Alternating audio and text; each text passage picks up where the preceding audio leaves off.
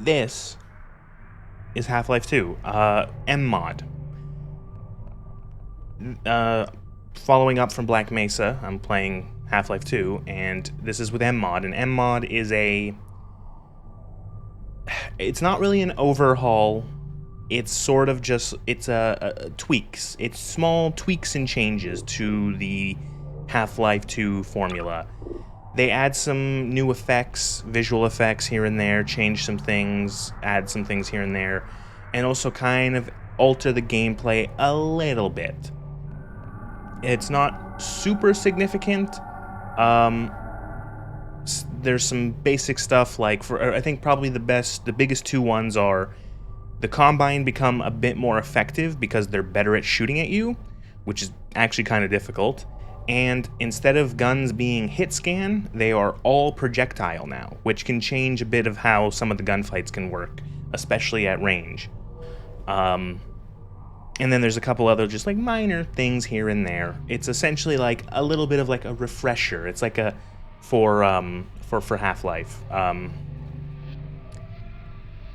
the fuck do you even mod that? I don't know, but it's like proper projectile. It's like replaces hit scan bullet calculations to the bullets that have replaces hit scan bullet calculations to the bullets that have travel distance, penetration, and speed. So yeah.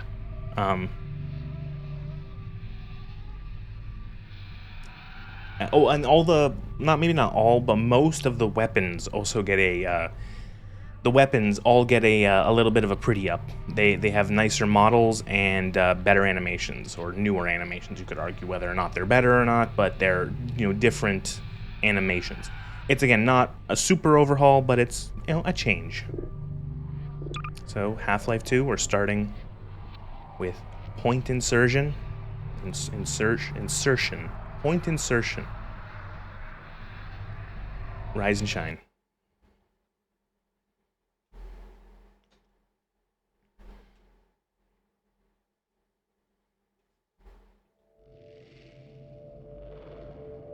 Rise and shine, Mr. Freeman. Rise and shine. Not that I wish to imply you have been sleeping on the job. No one is more deserving of a rest, and all the effort in the world would have gone to waste until... well, let's just say your hour has come again. Alright, G-Man's audio sounds a little crispy for some reason. The right man in the wrong place can make all the difference in the world. Yeah. So wake up, Mr. Freeman. Wake up and smell the ashes. I feel like this intro to this game is like, especially if you've played Half-Life 1 and you see Half-Life 2's coming out, it's like, what the fuck? What is happening?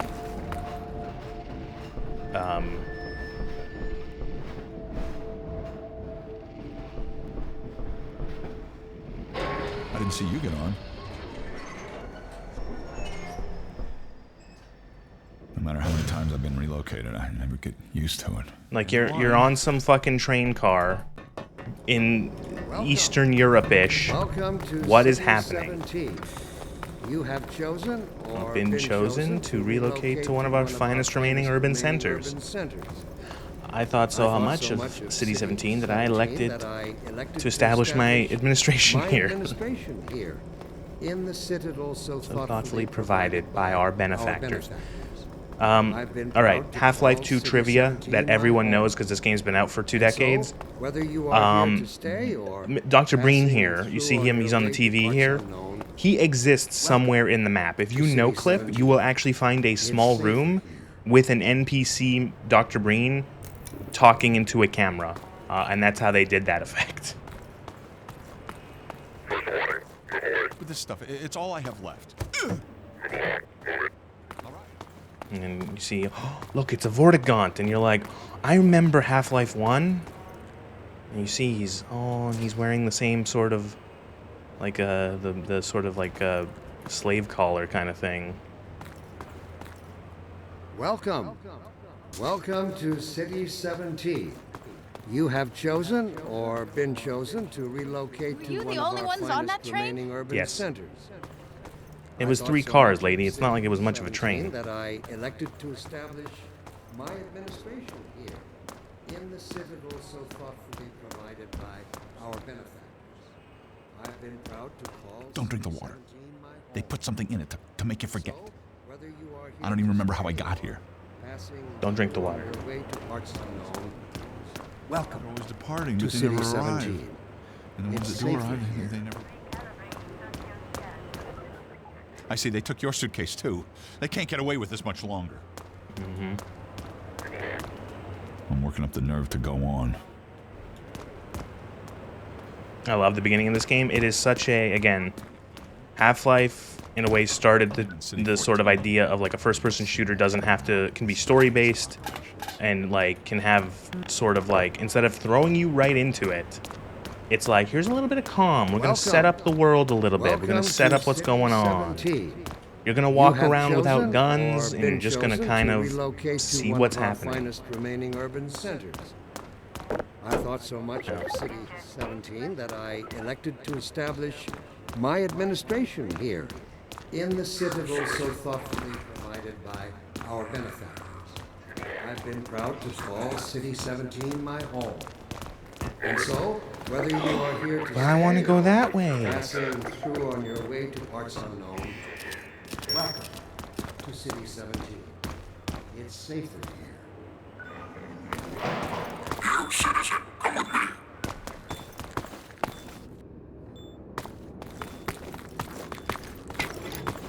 This must be a mistake. I got a standard relocation coupon just like everybody else.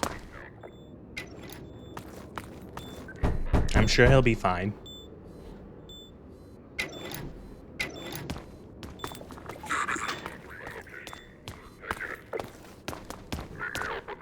I'm good. Back up. I'm gonna need me some privacy for this. Now. About that beer I owed you. It's who? It's me, Gordon. Barney from Which Black Barney? Mesa. There was a lot of you. Sorry for You the were all scare. I had to put on clones. a show for the cameras. I've been working undercover with civil protection. I can't take too longer, though. It's funny because it's Gordon ends up being sort of like in character into the player. Barney, what is it? Like you're a fish out of water. You have no. You've been in Sorry, suspended Doc, but animation for like the look last who's here. however long, Great Scott! and Gordon you have no Freeman. fucking idea what's going on. So Yeah, you're you and me completely both, alien Doc. to this. He was about to board the Or everything's express completely Nova alien to you. Prospect. Well, Barney, what do you intend? I'm thinking. Alex is around here somewhere. She would have a better idea how to get him here. Well, as long as he stays away from checkpoints, we should be okay. Listen, I gotta go, Doc. We're taking enough chances as it is. Very well. And, Gordon, good to see you. I do. Okay. So the idea is that they essentially took like the generic NPCs from Half-Life 1 Man, and that's essentially what I was distilled afraid them of. into characters. Gordon, So before you blow my cover, all of the guards in Half-Life 1 were Barney. And so now they just made him a character, a singular person. He's Barney. And then same with Kleiner. Kleiner was the bald scientist model. And then so now he's Kleiner. Wait. Keyboard. This is wrong. That is correct. Here we go, famous. Here it is, famous. You can say it. Read a letter I recently received. Put it in the trash can. Has the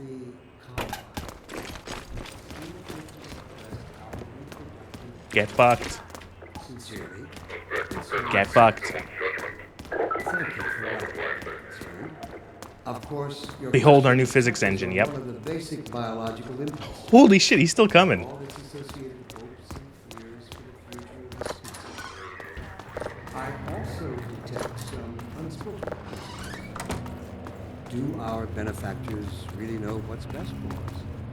What gives them the right to make this That kind of guy just decision feels for mankind? he feels ashamed Will after they that. ever deactivate the suppression field and let us breed again? Allow me to address the anxiety. I like how the your concerns, rather than the civil protection are very, very like alien, scary, spooky looking. They are just dudes. They're people. First, let us consider the fact that for the first time ever, as a species, immortality Green casts. is in our reach. This simple fact has far-reaching implications. It requires radical rethinking and revision of our genetic So Breen imperatives. is like the collaborator. It He also is collaborating requires with planning the and Combine, in direct opposition to our and has essentially been established as like the administrator of the planet. neural And the Combine are essentially just sort of just sucking out all of Earth's resources is their job. Oh, and you got your Striders. Those are gonna be fucking annoying later.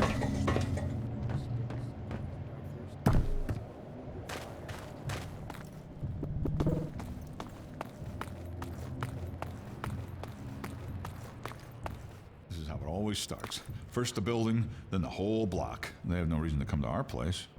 Don't worry, they'll find one. And again, like such a weird setting going from like, or switch of setting from Half-Life 1.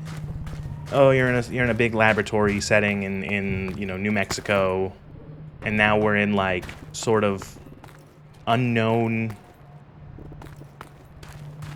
Eastern European-esque city.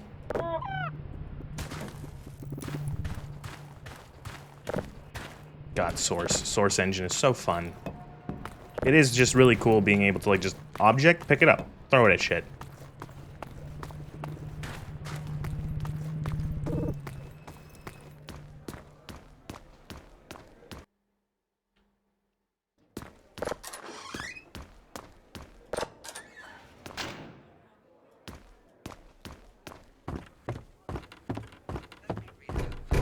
And Gordon's kind of just wandering around.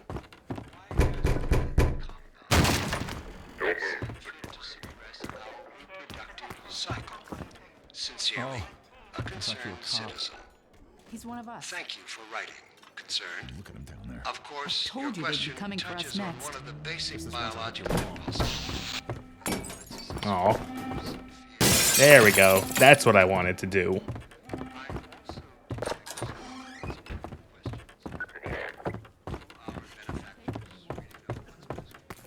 Attention, residents. Miscount detected in your block. Miscount detected. With your civil That's you. protection team. Permit full ration reward. Fuck TVs. Failure to cooperate will result in permanent off-world Civil relocation. protection.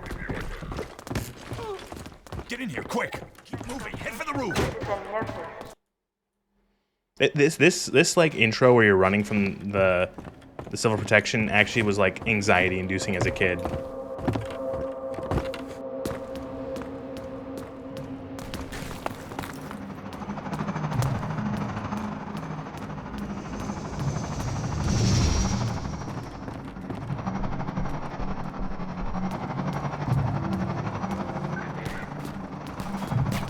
Ow.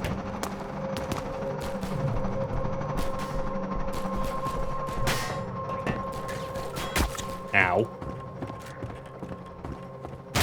Oh no, stair broke. Oh no, combine. Over here! Ha, no, you don't.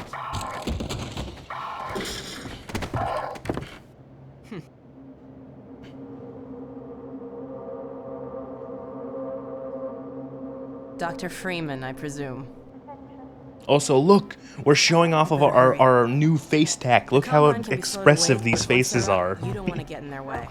It still looks really good. Dr. Kleiner said you'd be Like, coming look this way. at her. She's so fucking I don't think it occurred to expressive. him that you might not have a map. It's like, it's amazing. They did this in 2004. I'm Alex Vance. My father worked with you back in Black Mesa. I'm sure you don't remember me, though. Man, a few words, aren't you? Hey, Gordon's a mute. Carol. Remember him from Black Mesa? Your old administrator. No, I don't, but thank you for telling Get me. my dad started on Dr. Breen. At least they're adding some more lore.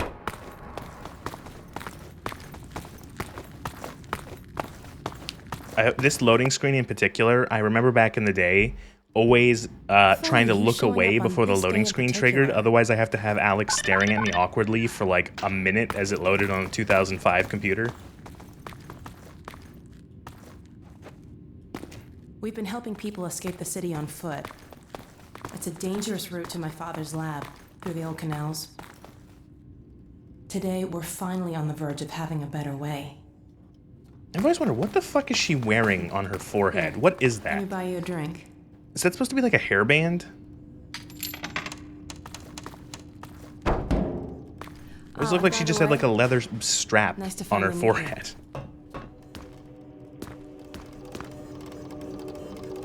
Blast that little... Where did she get to?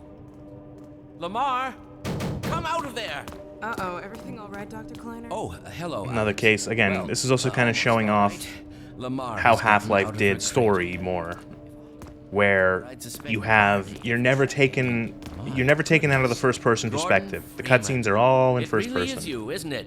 I found him wandering around outside. Which is it's a challenge to do, because you have to We make owe a sure that great the deal to player Dr. gets what the Freeman, fuck the even if cutscene is trouble supposed to does do tend to without follow in his wake. without being able to control, like, 100% show them I must say, Gordon, things. you come at a very And it's also opportune interesting because time. this room is distracting. Like, you come into this room and there's just like a bunch of shit everywhere to like look at and like touch. Nonsense. Your talents surpass your loveliness. Let's just see if this thing works, okay? Well, is he here? There you are. Man, Gordon, you stirred up the hive.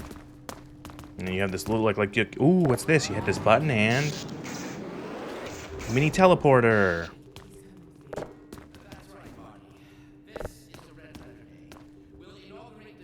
And then you can, of course, if you're curious, you can be like, I wonder. I always used to do this as a kid.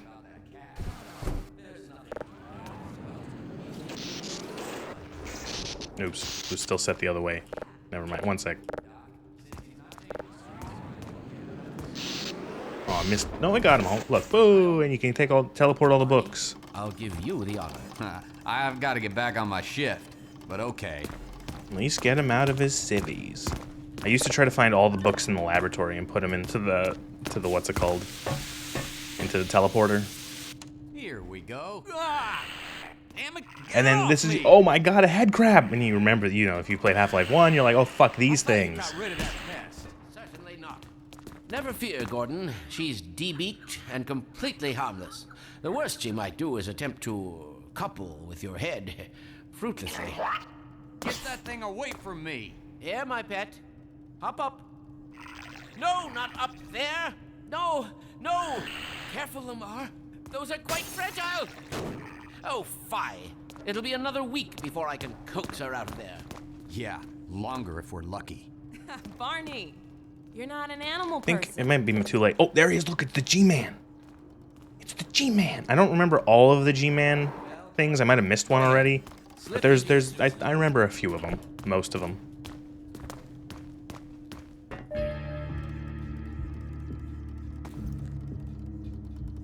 Well, Gordon, I see your HEV suit still fits you like a glove.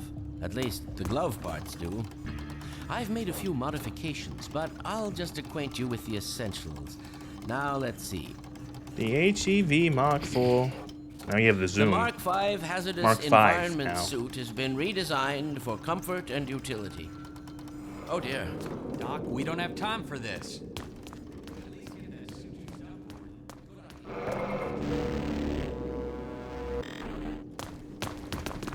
I've modified your suit to draw power from Combine energy outlets, which are plentiful wherever they patrol. Again, how much this game just like drops you into like completely like new world stuff, like, holy shit. Like, oh, who are the Combine? What's going on? Where am I? What happened? And the thing is that the characters don't explain it to you because to them, they know what happened. They don't know that what happened to Gordon after the end of the fucking kerfuffle at Black Mesa. They don't know that he's been essentially like stuck in limbo for, what, at least, 15, 20 years? 10, 15 years probably, right? And wait for my word. Isaac, are you there? Yes, Eli. And there's Eli. Hold up on this end. You'll never guess who found his way into our lab this morning. That's not who I think it is it?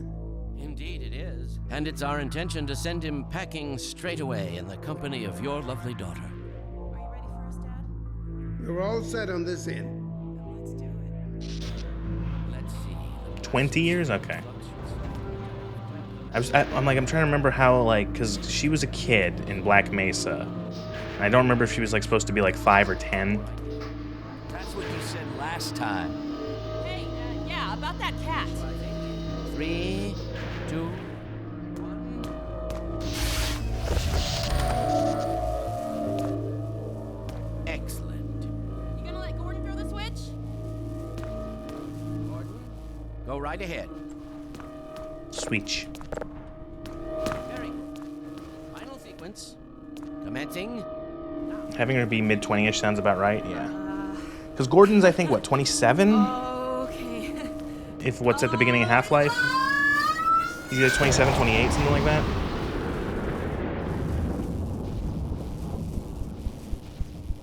Why I bring that up is because it's she's clearly supposed to be a bit of a, later on, she becomes very clearly a romantic interest, Having them be about the same age sounds about right, too. Fantastic work, Izzy. Well, I can't take all the credit. Dr. Freeman. I love Barney shitting on you right Let's here. go ahead It's and really run funny. Gordon through now. Right you are. Speak to you again in a few moments. Good job, Gordon. Throwing that switch and all. I can see your MIT education really pays for itself. All right, Barney. Your turn. Gee, thanks. Gordon. It's both an in-universe joke and a meta joke, because in-universe it's haha, Gordon, you're a fucking theoretical physicist and you're throwing switches. And then it's also a meta joke because it's you're a theoretical character's a theoretical physicist, Barney, and all you do is throw physics. Good luck out there, Gordon. Yes, indeed. We're ready to project you, Gordon. And the fact that no one cares that Gordon hasn't aged a bit at all is odd.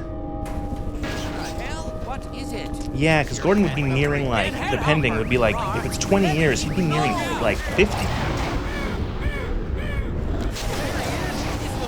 And this is, I just realized this segment right here is very similar to what happens after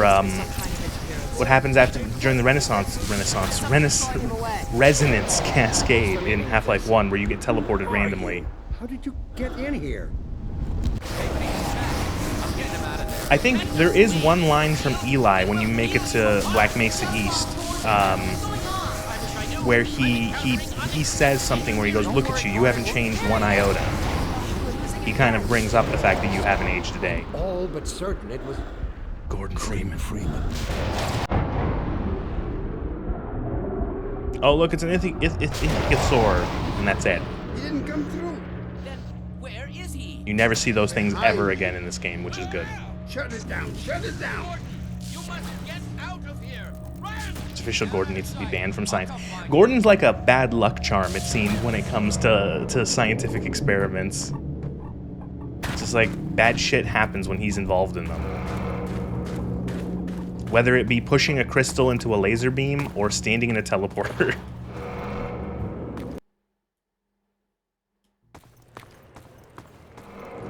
Citadel. And then again, Valve and their vistas. You turn this corner and bam. Hey, Gordon. Citadel.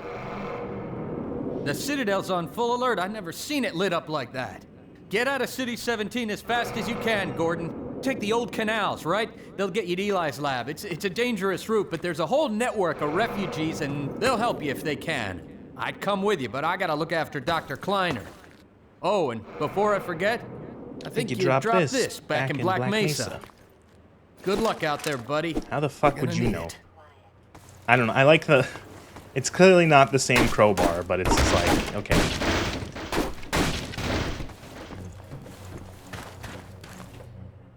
Can we reverse psychology the science, do something deliberately badly, and hope it acts as a reversal, Gordon? I don't know. These fucking things. The scanners.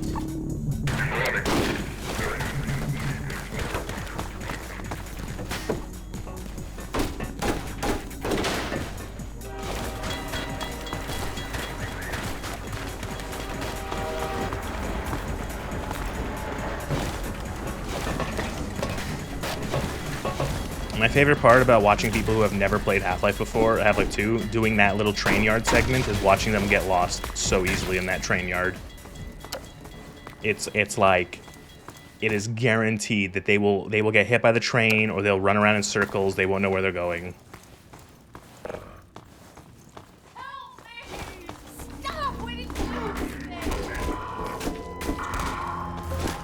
Oh, and mod also lets you have the stun stick. You better run. There's nothing else you can do here. Alright, and here's the Half-Life 2 pistol. Again, Valve has very odd choices. Sorry, I'm getting confused in what I want to say. Valve has odd choices in their firearms. This is a USP match, which is the, like, the special, like, supposed to be, as its name implies, match version for, like, you know, shooting competitions of the USP. It's got the silvered, or like the nickel, I don't know if it's like the stainless steel slide, and it has a very impressive sort of like muzzle brake compensator on the front, which is the black bit at the front. It's a nice looking pistol, I won't lie, but it's a very weird pistol to choose. M-Mod also adds a little fear style zoom, so you can kind of zoom in. There is support for full ADS, but it doesn't look great.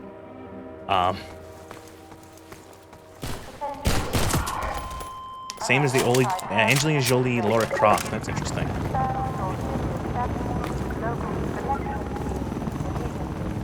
It's a very pretty pistol. It's just like, it's a very weird pistol to choose, because it's like, it's not exactly common. Train to show up. Whoa. Whoa, weird. Whoa. You know, I might, thinking about it, considering this game is old. Is there a VSync option? Wait for vertical sync is enabled, but why is the frame rate at 300 frames a second? A mod, maybe? Because, you know, even games that are not, like, don't have, I don't know, sometimes high frame rates always fuck shit up. It should be fine. I don't know, maybe I was just sprinting up that ladder, or those stairs. I want to point out, it's kind of hard to see because I'm blocking it, but Gordon actually takes his finger off the trigger when he's running. It's cute.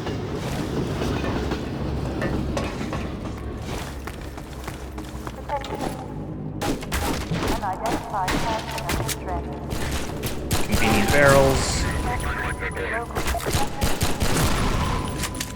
HK absolutely sold out to the Combine for these contracts. Yeah, it's funny. When we get to the submachine gun.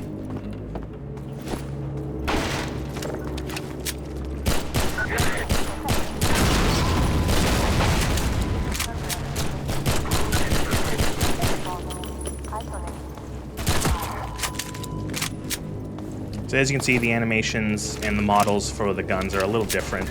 They're nice, they're good animations, I actually quite like them. I feel like this mod is very good, it doesn't change too much.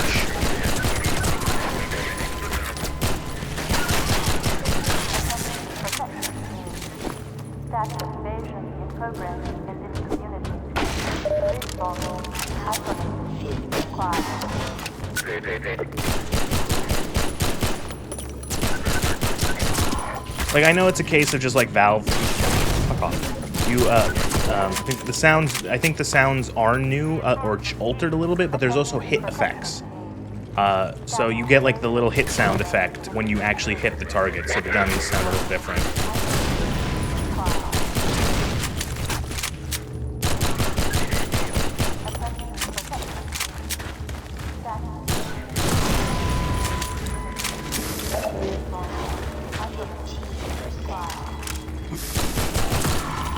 You say that the gunplay does feel better with projectile bullets.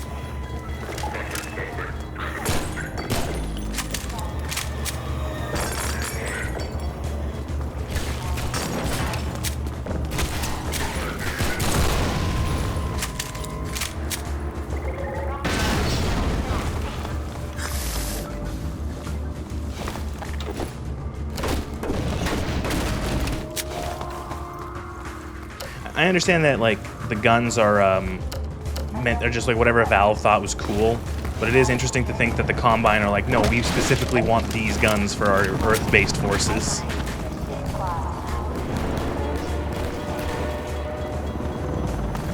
I think the game had built-in balancing and something like only one Combine can actually hit you at a time. Huh. I would believe that. Especially, well, I think, yeah, you know what? Considering the guns are all hit scan in the base game, that would probably help balance them out, especially later on when you're fighting like squads of 3, 4, 5 Combine at once and they all have nasty-ass hit scan weaponry. Yeah. That one of the default options for MMod here, if you have projectile weapons on, is that the Combine have better aim, which I think is to help. Like, they can still miss you because they're using projectile weapons now, but they'll still have, they'll be like a little better to compensate for the fact that they don't have the guaranteed hits with hit scan. Guess those sirens are for you, huh? Good thing you found us. You're not the first to come through here by... This is the Freeman. The Combine's reckoning. I don't know if that means that they miss you or just have iframes. Look, we're just a lookout for the Underground Railroad. Main station's right around the corner. They'll get you started on the right foot. This is using the, let my Vortigaunt friend here give you using the episode 2. Half-Life 2 was like back updated with certain changes and alterations from that were added in episode 1 and 2, and one of them was that the Vortigaunts were given a skin that is more, they're more slick, they're more smooth, almost slimy than their original Half-Life 2 skin, which was very like rough and textured.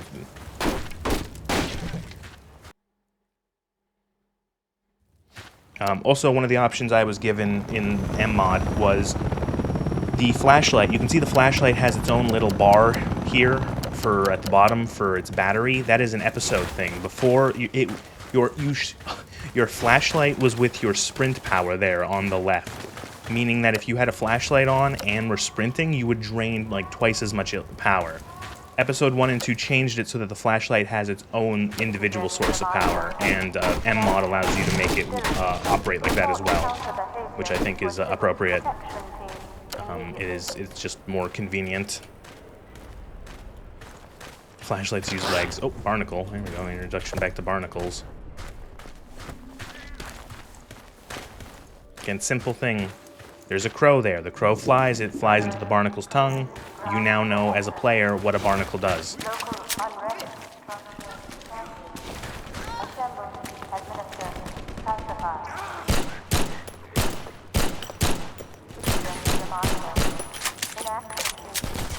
Why are you over there? Flashlights use legs for power. It's weird, this guy is scripted to die. I think I broke the scripting. He's supposed to die. Oh, there we go. That's weird.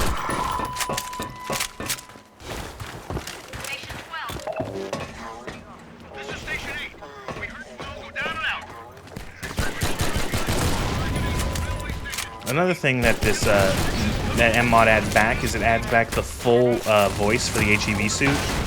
In default Half-Life 2, I'm pretty sure the HEV suit does not read out all of the power things like it did in Half-Life 1, and MMod can make it go back to normal.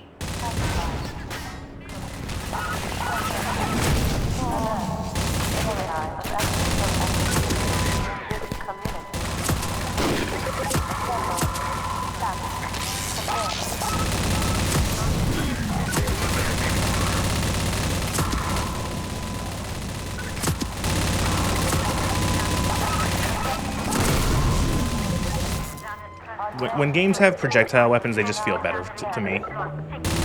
Also, I can do this. I can dismount the gun in this and take it with me.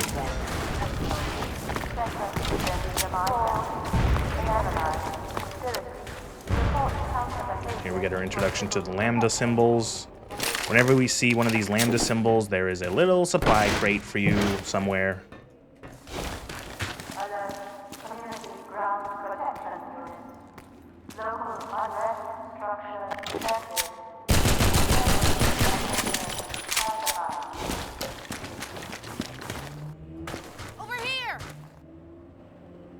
Keep going, friend. That station was raided, but there's others up ahead. I like how this woman's just sitting in the fucking... sitting in that pipe. She's just gonna live in that pipe from now on.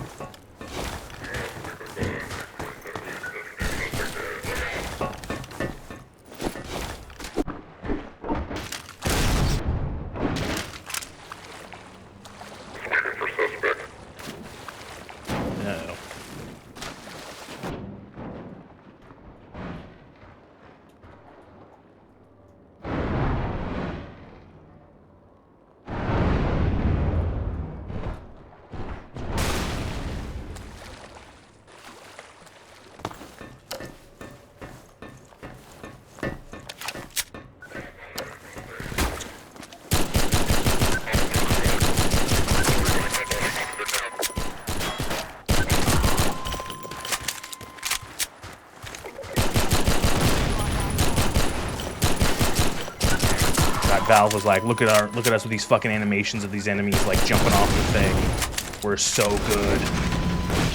This game, like, it was so impressive at the time. It's still very impressive. But like, man, the fact that they did Half-Life and then the sequel is like fucking watch me do it again. That's what Half-Life 2 is. It's Valve going, we can do it again. Just fucking watch us.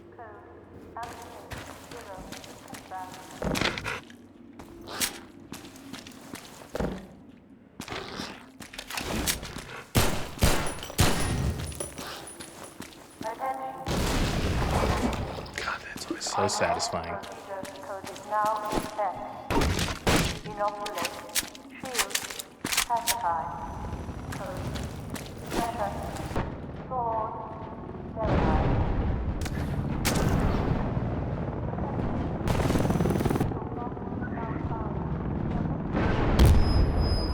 Don't like it. Oh, what? I didn't even... How did that kill me?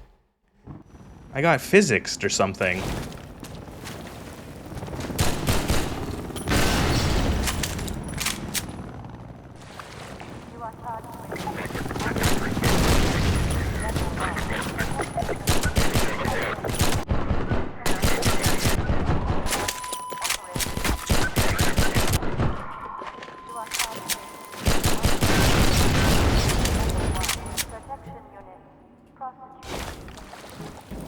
Ow, happened again. Fuck off with the barrels, please.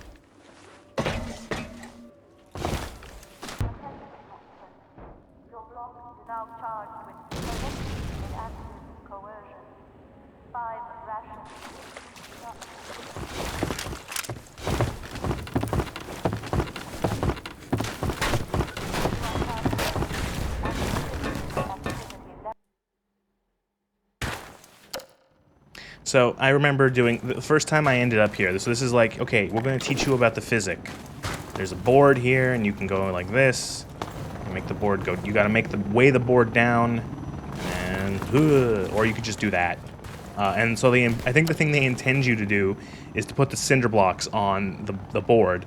The first time I played this as a kid, I literally lined up the cinder blocks against the wall, crouch jumped onto them, and then crouch jumped onto the ledge. Good morning. It is 7 p.m. where I am, but good morning. Oh no.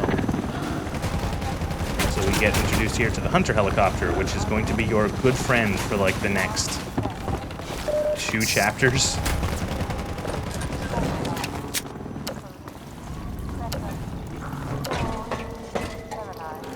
So it's 7 p.m. for me, okay.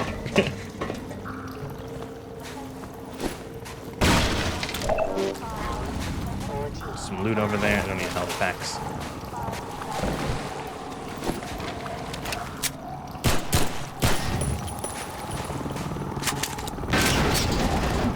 That's still so satisfying.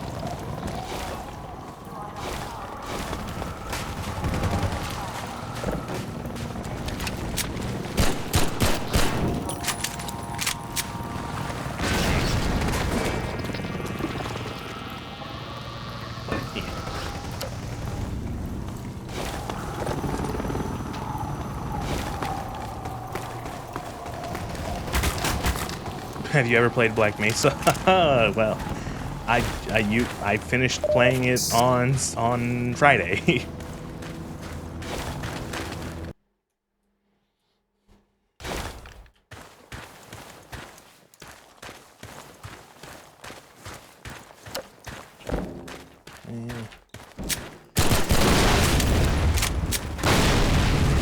I like Black Mesa quite a bit.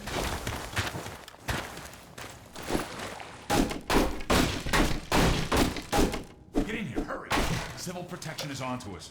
We're tearing up the railroad, covering our tracks. Looks like you're gonna be the last one through. I'm glad you're not the guy they're looking for. Poor bastard doesn't stand a chance. Black Mesa is probably the best remake of a game we've ever played. Yeah, I'd say it's up there. It's fucking definitely up there. Alright, the man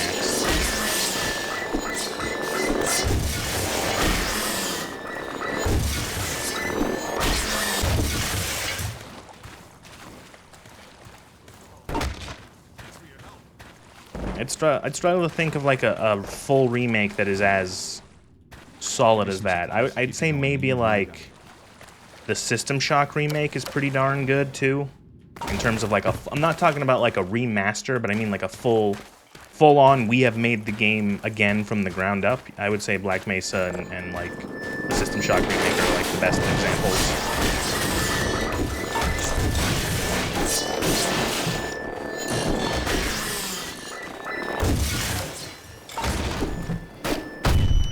Why did I do that?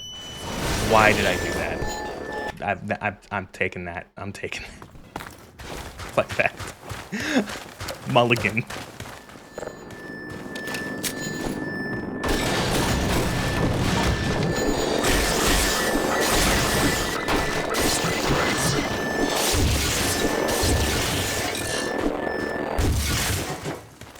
Alright, what I wanted to do was this.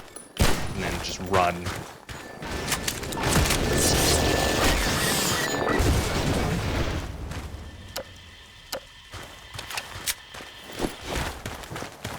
I think like the manhacks are my least favorite kind of enemy in this game. They're just annoying. Like bats. Does Gordon hold the pistol with one hand? Because he's cool.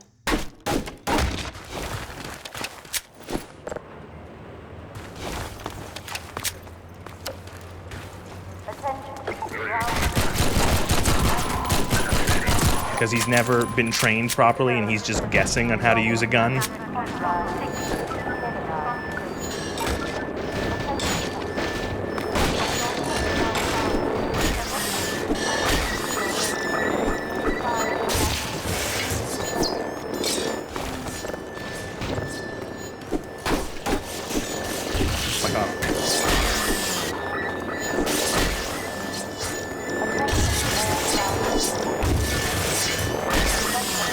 The Glock just fine in Half-Life 1? Well, I don't know then. Then I have no excuse. I have no answer.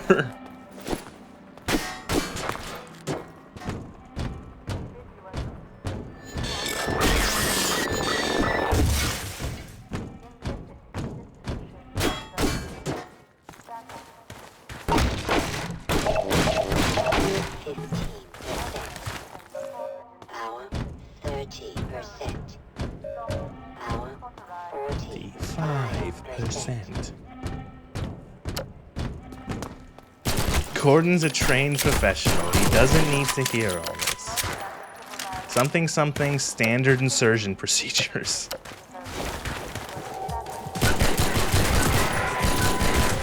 Alright, here we have more H&K propaganda.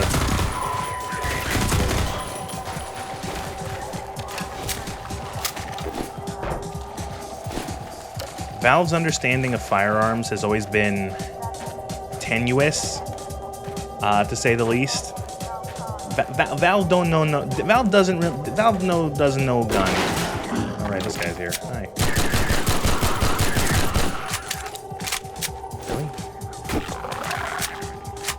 Valve doesn't understand firearms. I'm just gonna say it.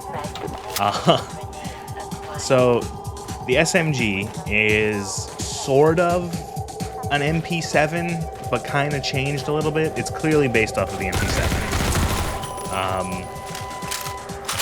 It's a little different in its shape and design. It's a little chunkier.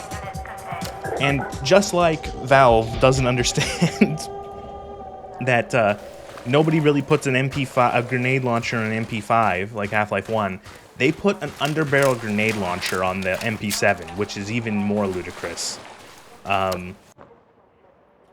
In real life, the MP5 does have, there was a version with a grenade launcher attachment. It's very, very, very, very, very rare. But it does exist, where I don't think there is a grenade launcher attachment that exists for the MP7. Ah.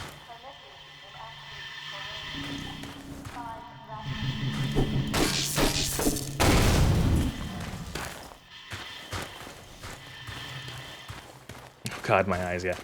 Did a pretty good job with Half-Life. You're shooting at me.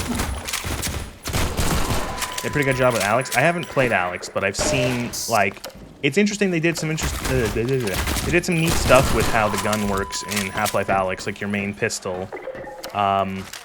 It's interesting that it was consistently funny to see people play that game, and every time they reload, they would rack the slide and eject a round. They would have a round in the chamber, they would empty the drop the magazine out and load another one in, and they would rack the slide and they would lose one round because there was a round in the chamber already. And that's interesting that they modeled that realistically.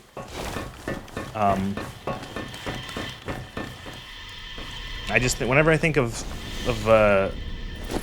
what's it called, of Counter-Strike, though, I think of how the fucking whenever you get an M16 or an M4 in that game and like you pull back the forward assist like it's a what's it called? Thank you, Blagling. The character pulls back the forward assist on the back of the fucking M4 like it's a charging handle when it's not. That kind of makes me cringe.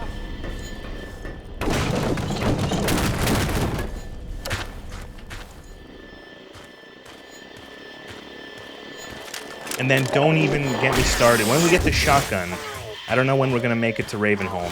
It's a bit of a ways away, but holy shit, the double or the Spaz 12 that has 2 barrels because they didn't know what the bottom tube on the Spaz was. I'm like, yeah, I understand. You guys are game devs. You don't know about guns. But you're making a game about guns. It's minor. Wasn't it in 1 as well? Yep. Same thing.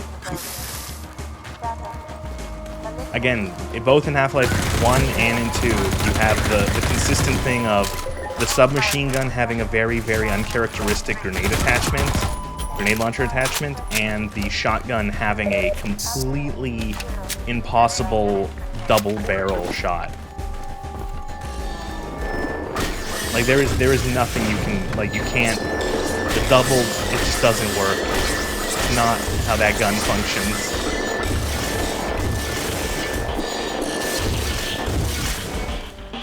Is someone like driving a tractor outside? What the fuck is that noise?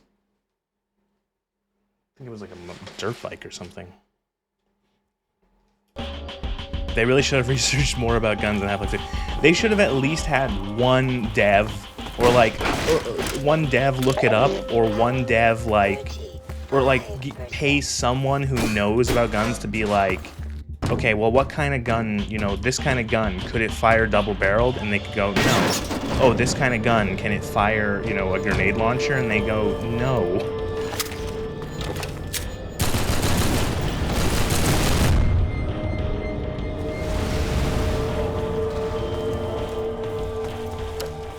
I always disliked this room. I find this room just like a boring puzzle.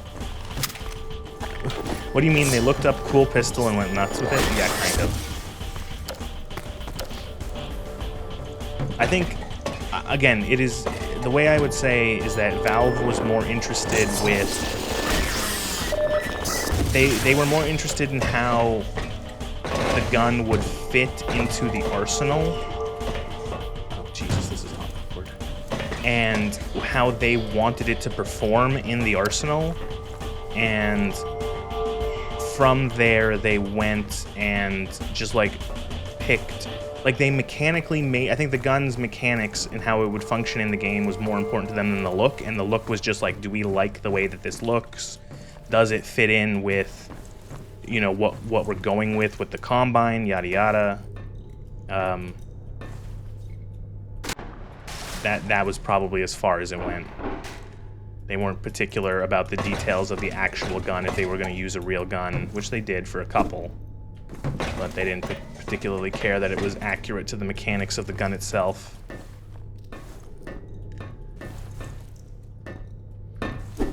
It's always, I feel like Half-Life 2's arsenal is tighter than Half-Life 1's. There's not as many things. And I feel like they very much nailed down, like, we want every one of these guns to have, like, a very specific use case. So I feel like the arsenal is good. The guns all feel distinct, and they feel like they have their strengths and weaknesses. Oh, Jesus. Thank you for following. appreciate that. Hello here.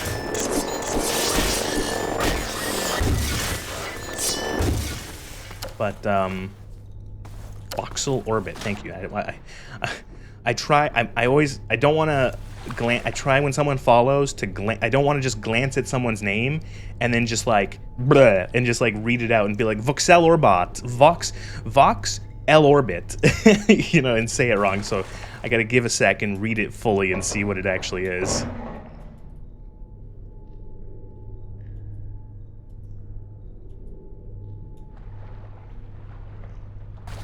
I feel like this room, like, so this room is like a pacing room. It's like you just had a bunch of combat and running and da-da-da-da-da, and now we're gonna have a little bit of pacing. You're gonna do some light puzzles. This really isn't even a puzzle. This is like them showing off their physics more. I actually be able to make this if I sprint jump this one. Yeah. Ah, come on. There we go. No, get there.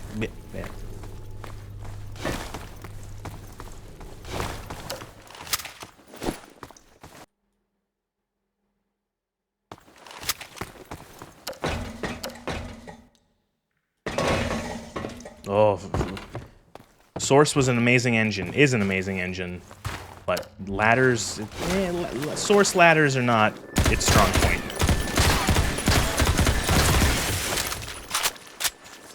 You're very likely to break your legs on it.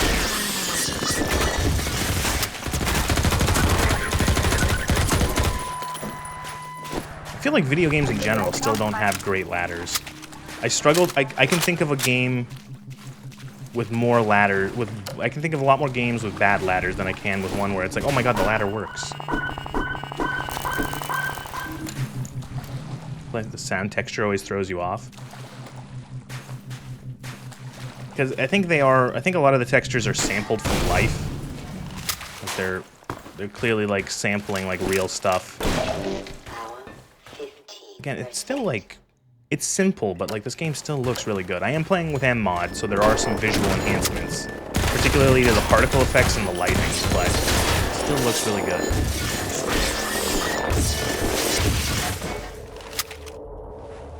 Like one of the things I think, object shadows are like dynamic now. It's kind of hard to see, but like you can see the shadows are dynamic based off of the light source. It's kind of hard to show on a box, but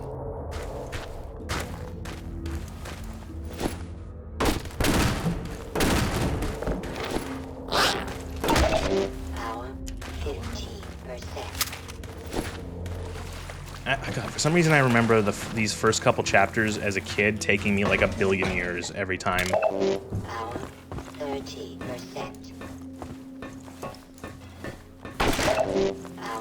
Yeah, I always feel the texture's a bit out of place.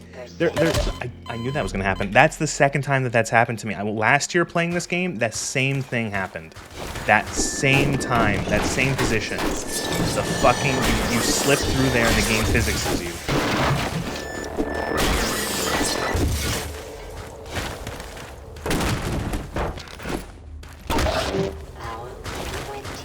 What is that noise?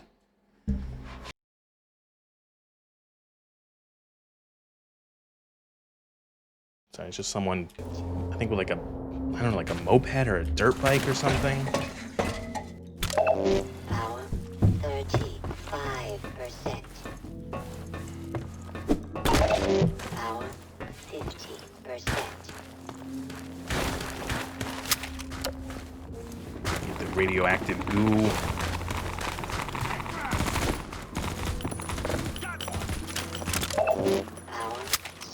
Hey! You're Gordon Freeman, aren't you? We got word you were coming. You got here at a bad time. You must come quickly. To Station 6. Do you read? Dr. Freeman is on. Yeah. And they're like, okay, go get the airboat. So this area used to scare me as a kid. Playing this when I was like 10 or whatever, 12. The zombies and the head crabs and everything, this actually scared me.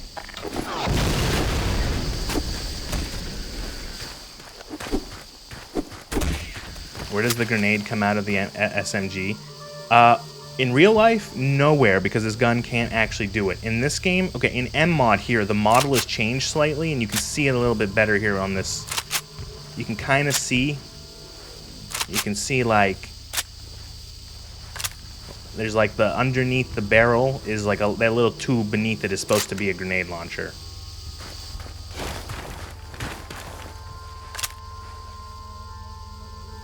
This is another M mod thing where if you hold R on a gun, you do a little he does a little animation, like that's a little, he's doing a little brass check there. He's on the pistol. Brass check.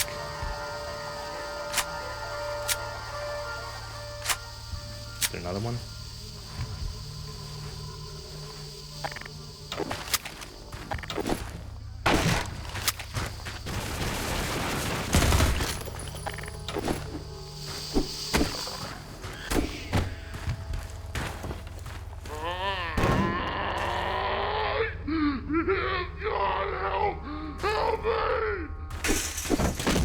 This shit scared me as a kid.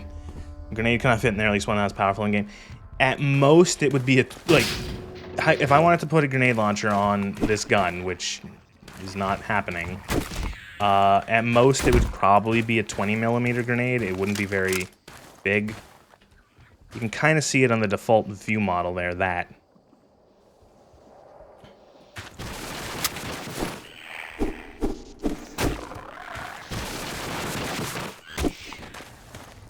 Listen, Valve is paid to make good game, not make gun.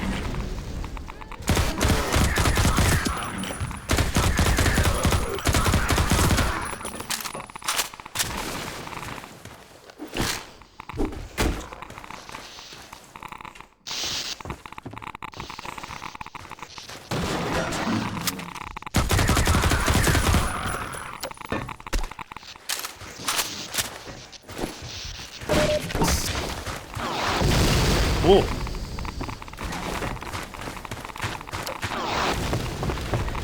Ah, cancer water. No, get out of the water. Jesus.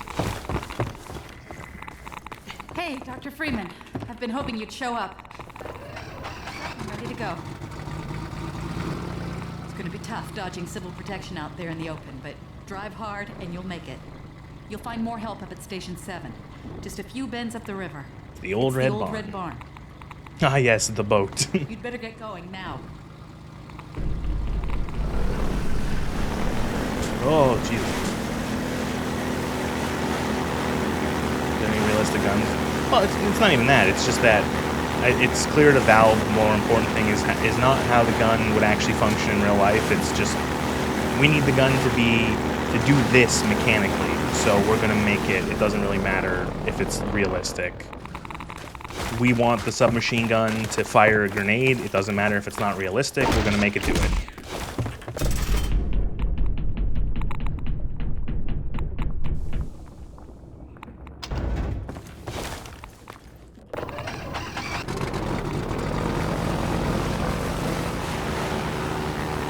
We're in water hazard, and we just hit an hour. That's actually, and most of that was probably like walking. Or like the intro of the game. The parts before. I don't have to stop for every thing, do I? Nope. Also, look, the G-Man. There he is.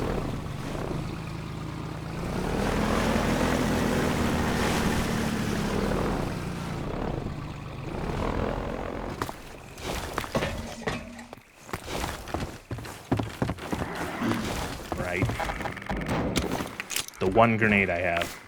That was a waste. Never mind. Oh, right. I forgot I picked up this turret like ages ago.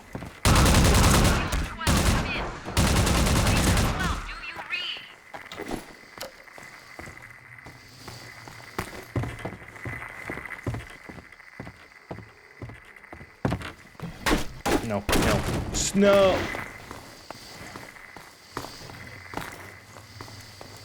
The boat and buggy are super hard to control on the Steam Deck and console. Yeah, they're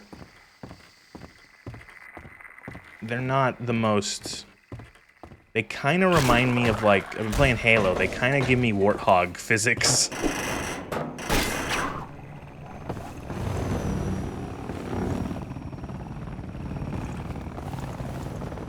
Ooh.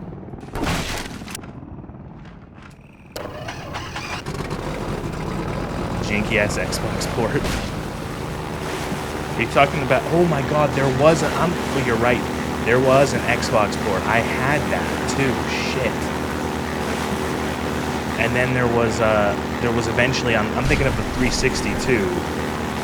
362. The 360 also had then the orange box, which was like... the orange box was like a big collection. It was Half-Life 2... was it both episodes or just the one? But it was Half-Life 2, Team Fortress, Portal, and that's it then, right?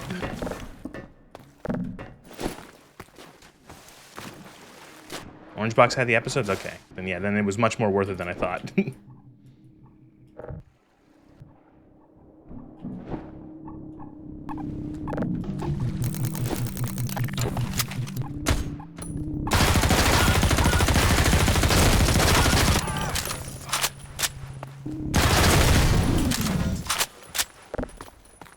I don't know why Valve had to add those to the game.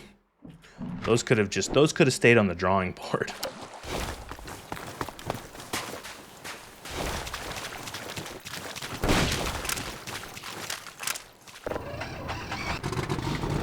Death fighting with this when we bought it, jeez.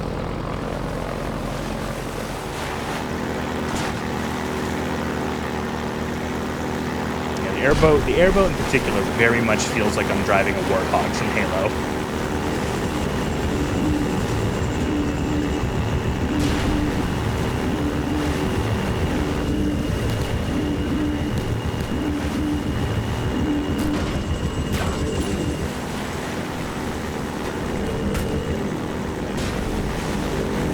This one here is always satisfying.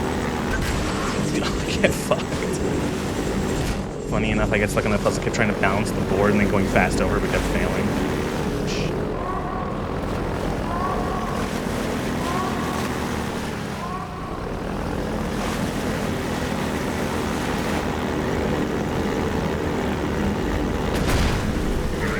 Whoa.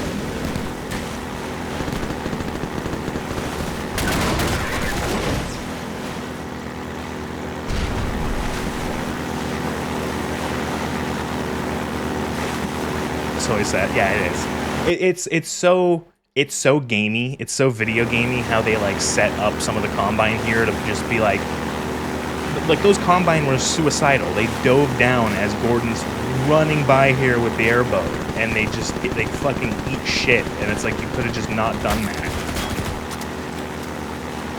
Or they can miss shit.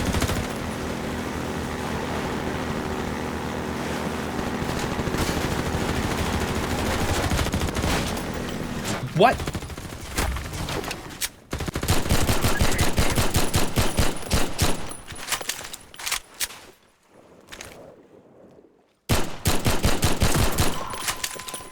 So I know a little bit of a skip here. I don't know how easy it is to do with projectiles in MMod, but normally you have to go up into this building, do a big fight, and then fight your way back through it. You have to destroy this gate here. It's hard to see, but there's a barrel you're supposed to shoot, an explosive barrel, and you can get it from this side. There it is. You see it right there?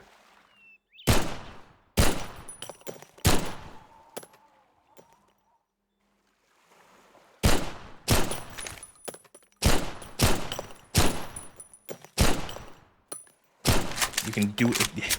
Done it before. It's harder with projectiles on.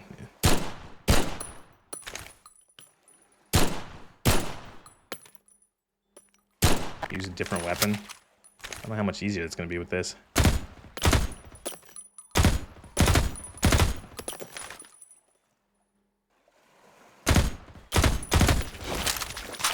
I can just get closer. This is just get closer, idiot. There we go. So there you go, speed run. with projectiles of the bullets arcing? I think a little bit. Not too much, but a little bit. Ah. Okay, you can skip that entire segment there.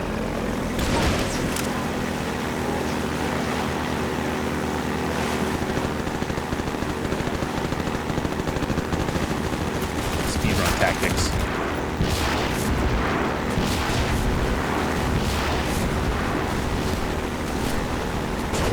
Well, what was that guy planning to do? I'm going to lower myself down. Then what? I don't know, get hit by his boat?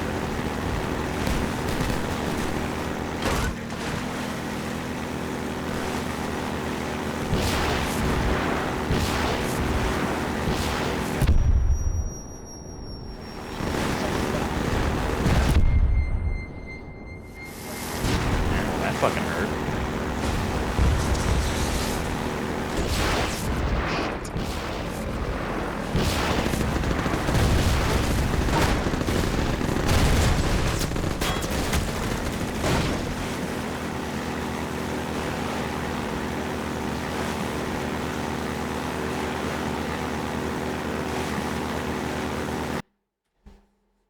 Combine bullet. There's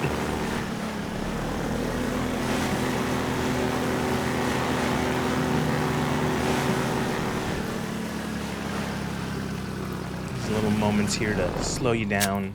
Ooh, look. Oh, we can do some physics.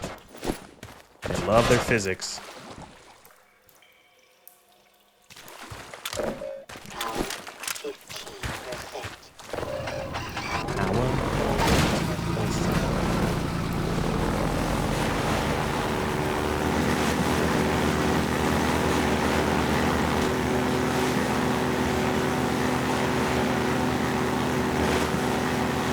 I wonder if they're gonna make anything else Half-Life related. Maybe not even like Half-Life 3, just like anything else ever.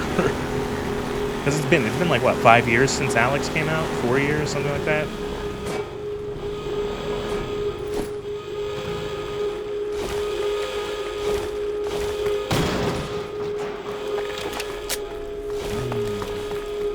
Revolver.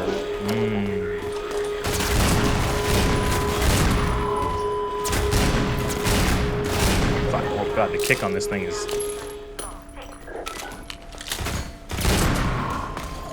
Ooh, that's powerful sounding.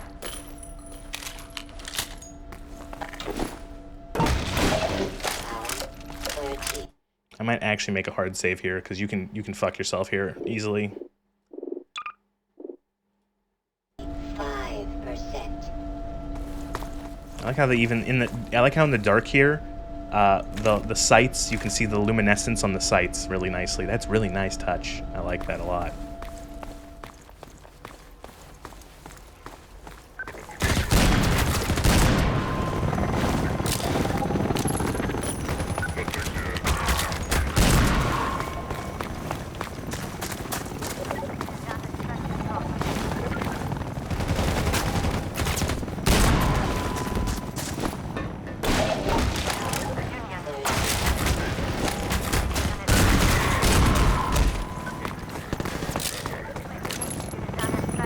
Helicopter can really fuck you up.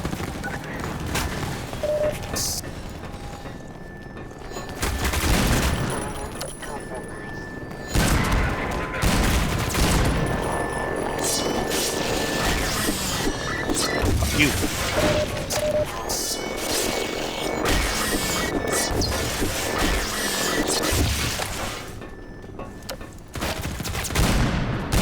God damn it. What? Where are these shots going? Who zeroed this gun?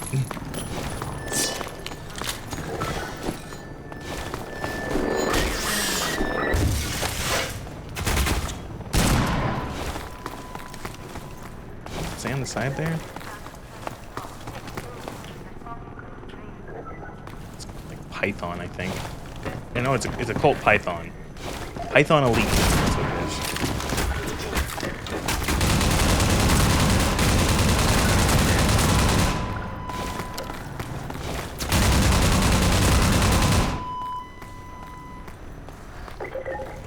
Doesn't know what an aim or you're bad at aim. It is 100% me.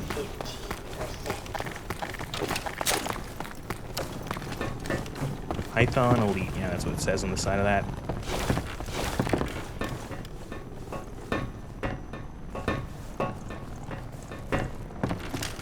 I chose a good revolver for this game.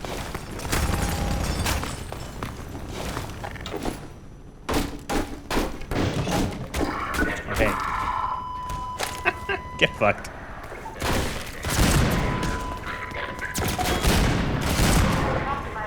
They die in one shot, even center mass. I don't even have to aim for the head. What's the R animation for this?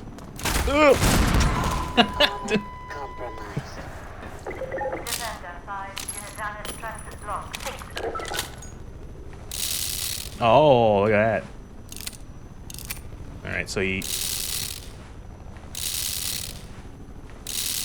Spawn a combine. So he does a little spin of the cylinder, and then he also does a little half cock.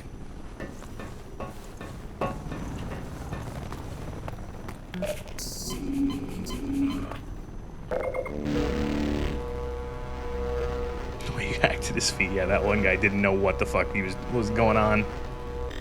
Some crazy guy in an orange suit runs out of nowhere and starts hitting you in the feet with a crowbar.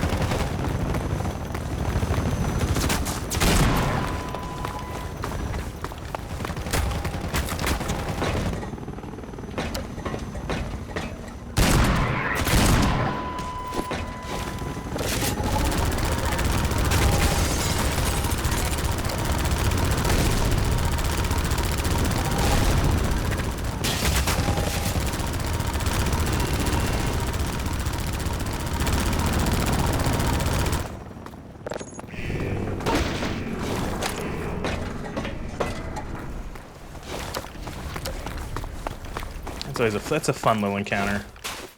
I always like how it's so well like laid out that it just like poops you out back here right where your boat is.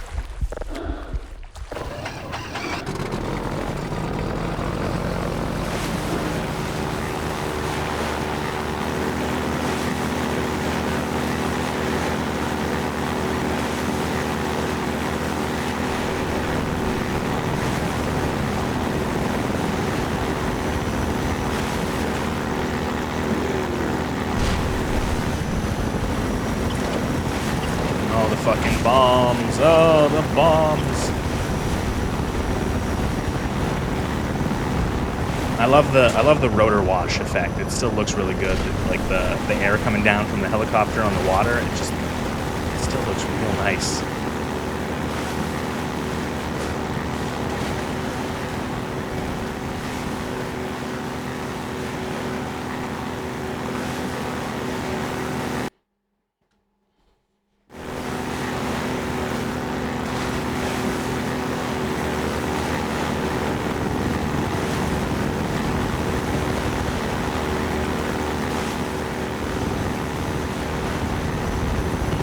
Still there.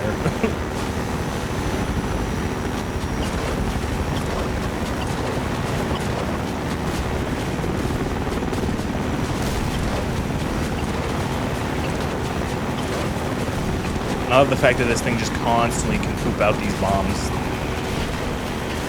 It doesn't have, like, just out of nowhere, literally out of nowhere, it just poops out all these bombs.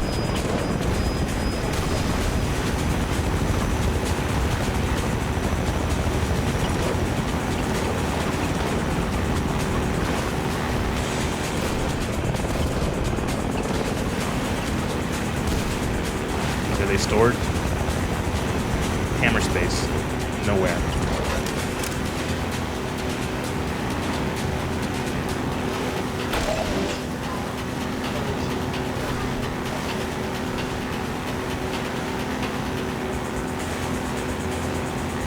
Is it this part is this the pipe walk right here? I think it is. This part can be annoying. That's on the top of the pipe. Fuck. Come on, there we go.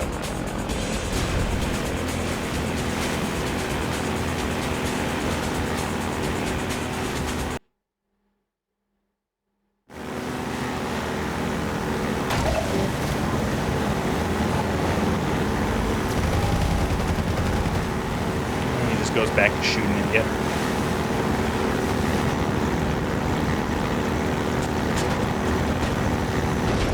Oh, the physics did not like that.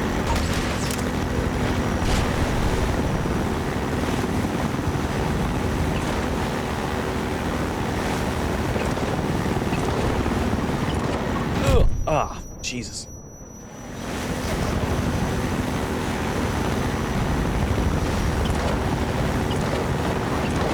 Physics would never like anything, yeah.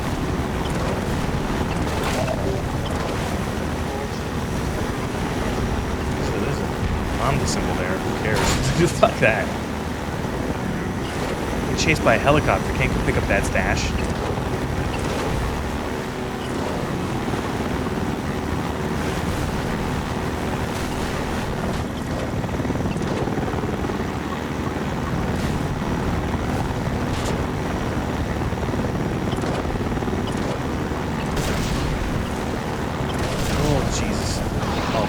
Fucking smokestacks.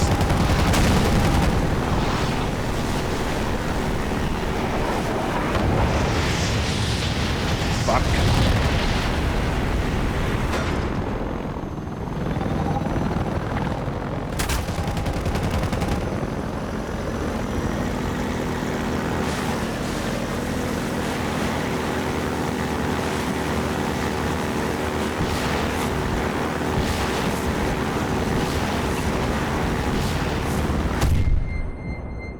I always forget how long this level is. Gun it, Chief! Go, go, go!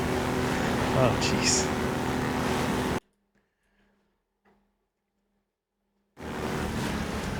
Firing sequence at 90%!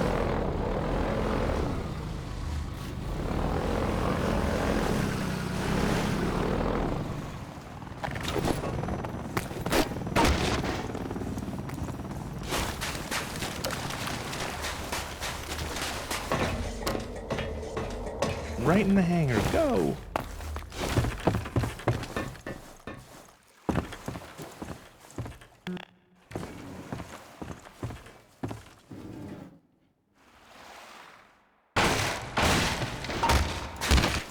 Ow.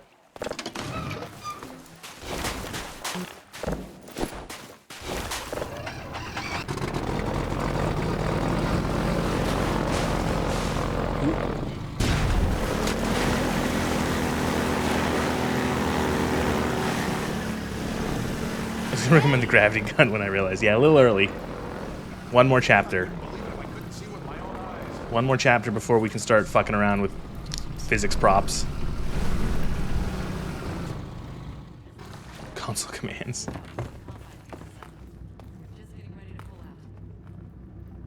Man. Better hurry. We gotta tear down this camp and get out. Greetings. Come on in. I'll show you what you're up against. Yes, we cheats one and choose you.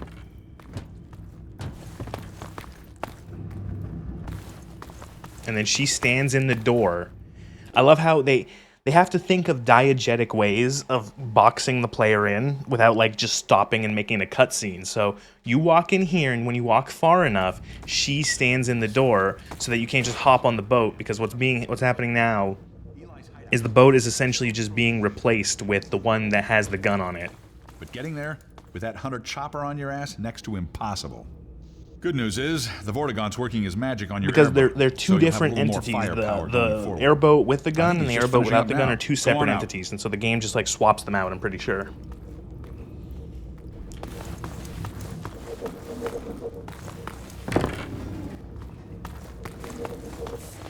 we are. That gun came off the same hunter choppers that you're up against. I always like to bring a little irony to a firefight. A little irony to a firefight. Take that chopper down, and you should be able to...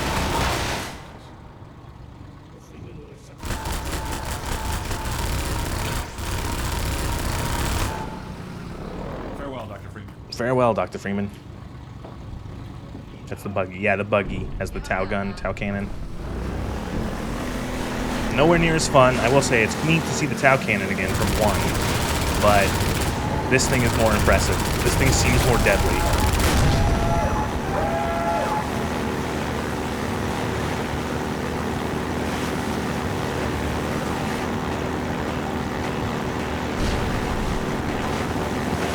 So this up ahead is an ambush. You drive to the second gate and it shuts on you, and you can kind of skip it by just going here to the start. Bye.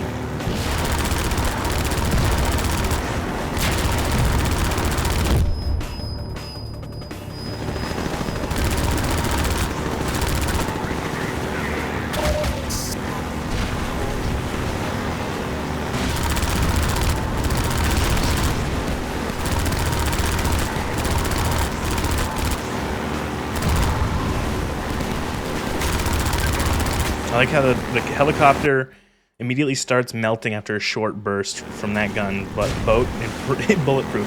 It's made out of the finest scrap metal.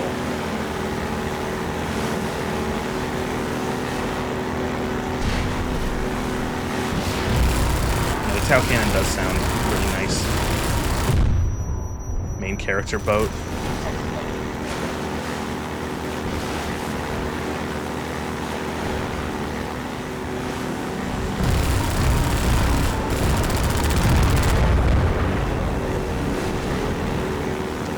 Shot at an APC there. Fun. So look, it's the G-Man. It's the G-Man.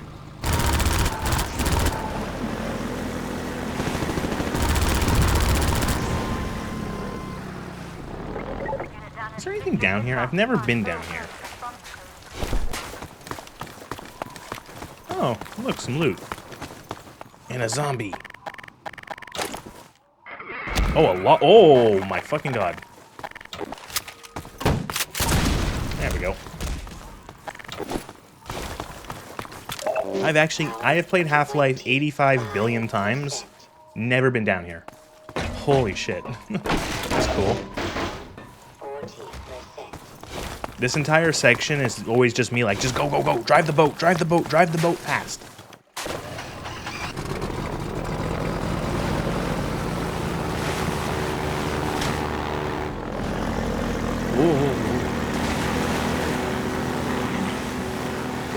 What we do here is we drive the boat fast.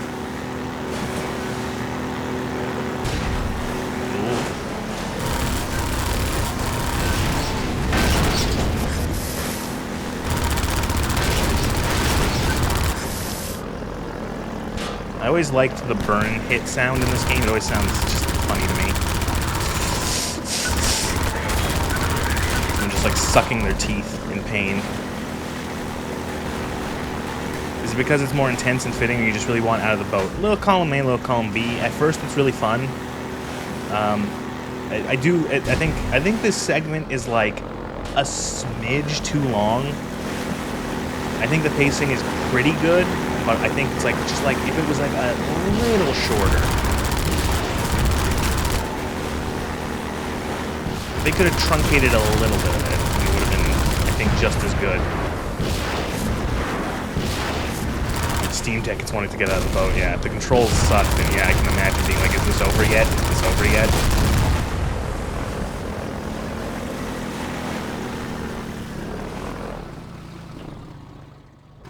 I remember being so confused on what the fuck to do here the very first time I played this. I'm like, how the fuck do I get my boat here? I clearly still need the boat.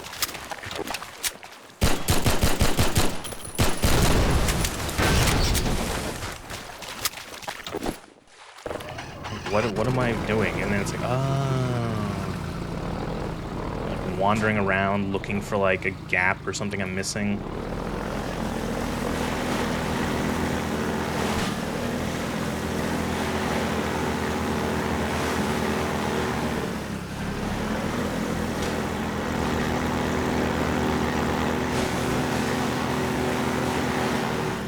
Didn't even realize you could go behind them to the dock. Yeah, it's like that area is, it's odd because it's like usually they're really good at signposting Valve, but like that area feels a little like that could have maybe you could have made that a little better.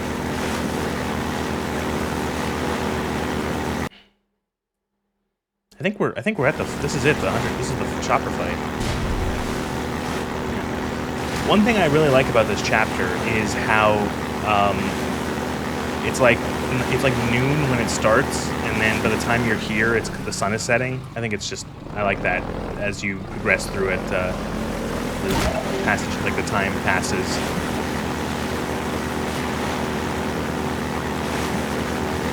like, 'cause you never know. Yeah, it's like it's bright sunlight when you're. It's like clearly supposed to be like the afternoon, and then now here it's like the sun is setting. Again, it's a good way of progressing, like showing that Gordon's been doing this for like this has taken a little bit of time, and he's probably gone very far. It's a good way of getting both time and distance to the player.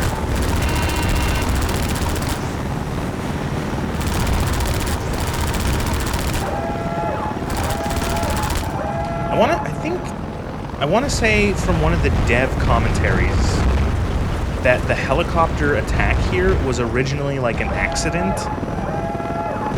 Like this was supposed to, I think this was like a glitch or a bug, or it was like an unintended, like, oh, we made the helicopter shit out too many bombs at once. And they said, actually, you know what? Keep it in. Just keep it in.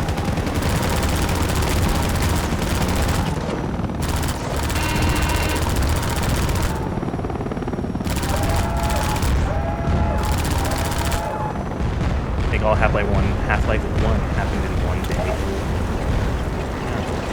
Yeah, it did. Where does Gordon poop?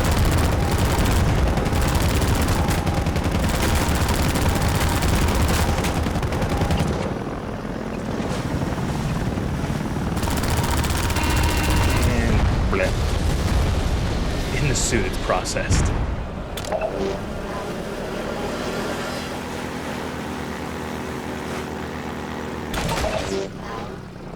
It's like a still suit from Dune.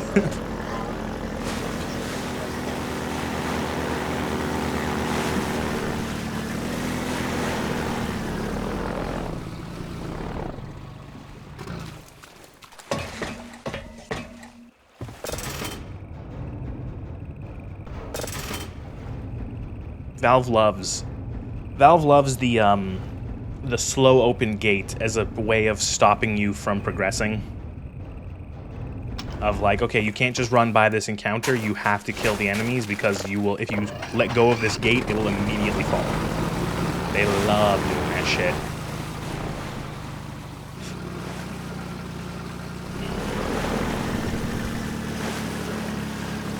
You know, okay, I'm gonna make a save because it's gonna waste a lot of health. Let's go see if let's go talk to the singing Vortigaunt. Haven't done this in a while. He doesn't poop. He stores all his guns in his ass so he can't poop. Wait, is it the other one? Fuck, it's the other one. God damn it, I parked so perfectly.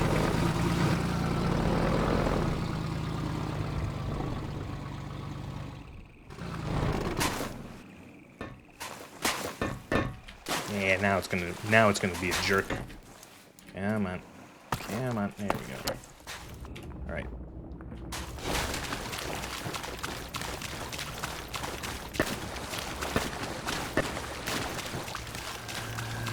There he is.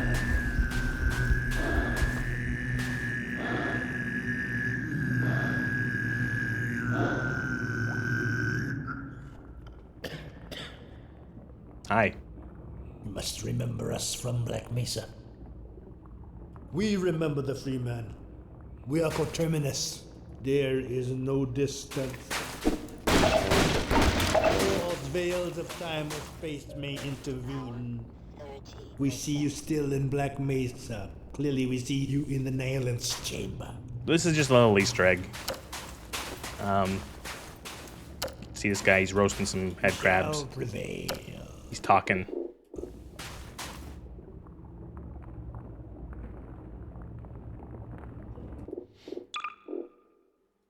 It's interesting how they turned one of the... I'm not gonna kill him. Why would I kill him? You can't even kill the Vortigaunts in this. They're your friend. I was just about to say. They turned one of the first and arguably very annoying enemies from the first game into an ally. That pause was like a threat.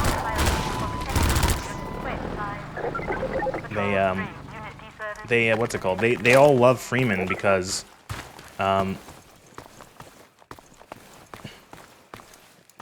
gives you a cooked head crab, and Alex, you can't eat because you're human. like, they all love Freeman because he essentially saved them from slavery. Because they were, you know, slaves of Nihilin, being forced to essentially, you know, being mind controlled by Nihilin and the controller aliens. And he essentially freed them from them. Even then, so yeah, sure, he killed a lot of our kind, but it's not like they were in their right mind. They were not. They were under mind control.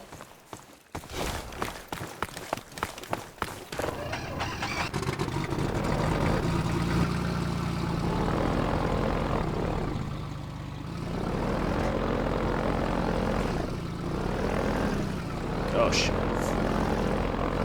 Bleh.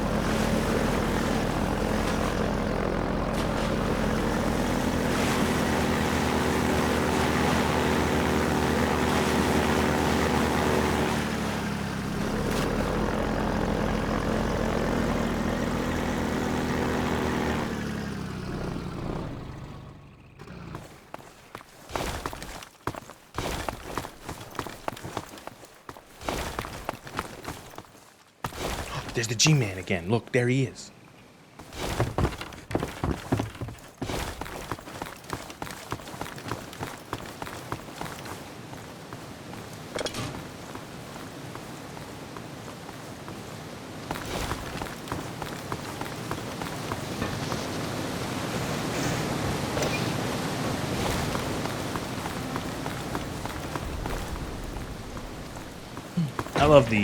I love the G-Man sightings in this game. They're so, they're fun. I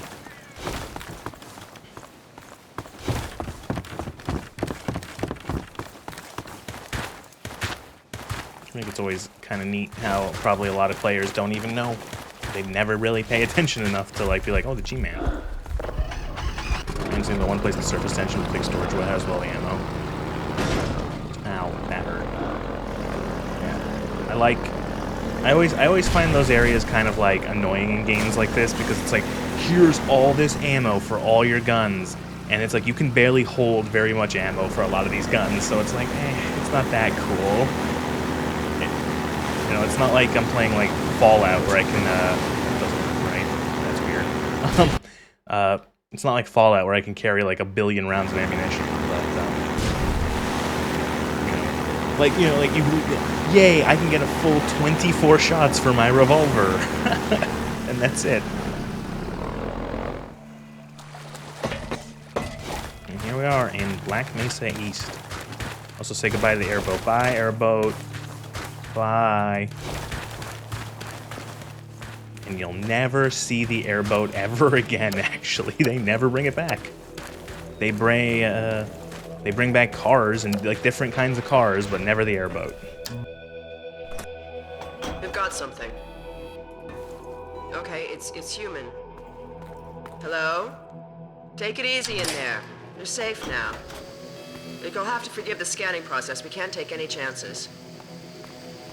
Dr. Freeman? Gordon Freeman?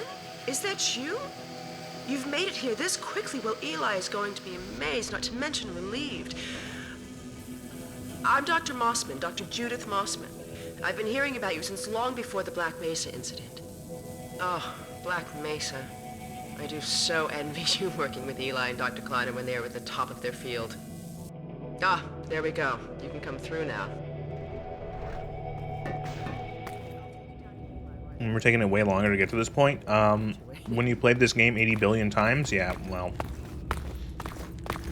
we've gotten through 4 or 5 chapters in less than an hour and a half.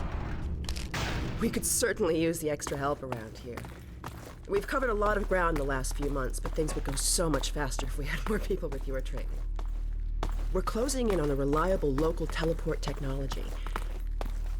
Something the Combine still hasn't mastered. Eli thinks their portals are string-based, similar to our Calabi-Yau model, but they've failed to factor in the dark energy equations. They can tunnel through from their universe, but once they're here, they're dependent on local transportation. If they knew this is like actually important lore shit. So what she's essentially saying is that the Combine have the ability to travel dimensionally, essentially. So they can travel from like different dimensions. But when they're in a universe, they still have to travel like conventionally. Far beyond anything he imagined at Black Humanity is different, and one of the main reasons, other than resources from the planet, the Combine is interested in Earth, is that on Earth, twice has humanity made local instantaneous transportation, or teleportation, excuse me. Black Mesa has its teleporters, which are like instant. You're in one point and then you're in another point. And of course, Aperture Technologies has the portals. Now let's see. The last time I saw you, I sent you up for help after the resonance cascade. I never thought it would take you this long to get back to me. Welcome to the lab anyway. It's not Black Mesa, but it served us well enough. It's going to be a lot more like Black Mesa with Gordon here to help. Right you are. MIT graduates are few and far between these days. We'll get you out of that hazard suit and back into your lab coat. Yeah, it's funny because the hazard suit is meant to be like a high visibility vest, you know, so it's painted bright orange. Doesn't really do well in combat. Feel free to look around. That came up during Black Mesa, yeah. One of the soldiers in Black Mesa will yell occasionally, "Nice camouflage, asshole."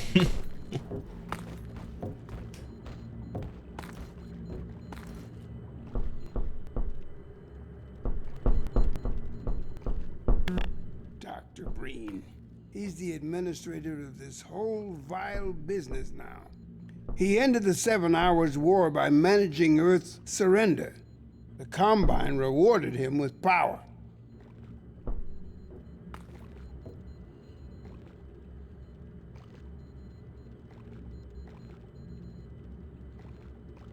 Lore dump wall. Ozian, don't you? That picture and Alex were all I managed to carry out of Black Mesa. We've almost got that portal working again. But I wouldn't blame you if you didn't volunteer for the next trial run. I actually never heard that line before, if you look at the teleporter. Huh, that's cute.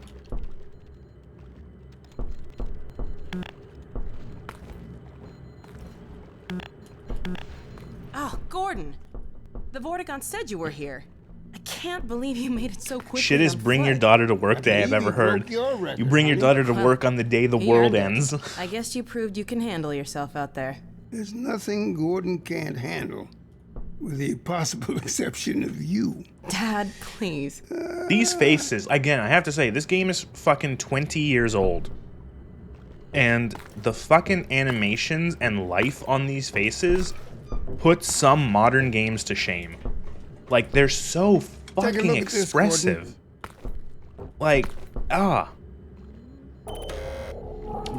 Eli, I know you want to show me the cool technical thing, but the last time I dealt with crystals and lasers, the last time Gordon did anything involving a laser beam and a crystal, the world ended.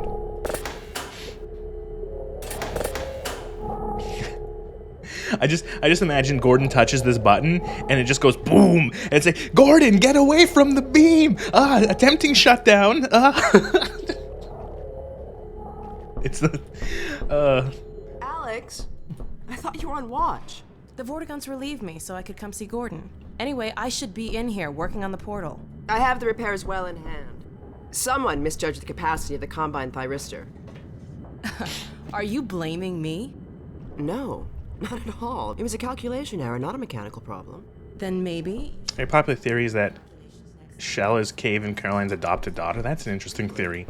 I might have to add Portal to this. I haven't played Portal 1 or 2 in like years. I should maybe do it again. Give him some practice with the gravity gun. Sure. Come on, Gordon.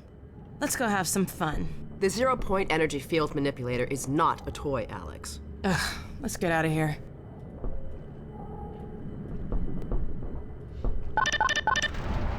I haven't done Portal in... So it might be interesting to play Portal 1 and 2 back to back and see how weird they are. She's one of the main reasons I spend so much time outside. They're very different, the tone of Portal 1 and 2. About how it should have been her in the Black Mesa test chamber that day. Wait, that's just a theory. I thought it was about confirmed. Behind her back. It just gets I think it's like one of those things where it's probably like all but confirmed if you like pay attention. That's the old passage to Ravenholm. You read all the stuff. We don't go there anymore. That's the old passage to Ravenholm. We don't go there anymore. This is what we call foreshadowing. Come on.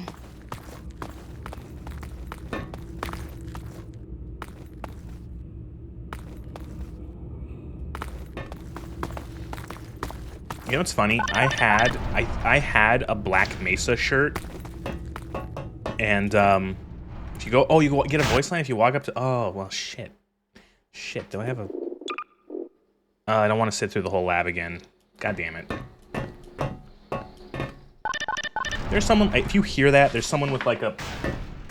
There's someone going around with like a dirt bike. The scrapyard. It's fucking annoying.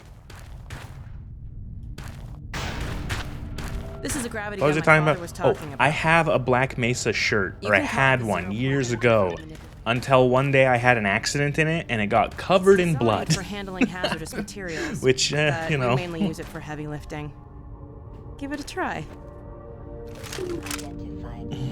The primary trigger emits a charge. My own blood. I got cut up, like I scratched the shit out of myself and it just got covered in blood.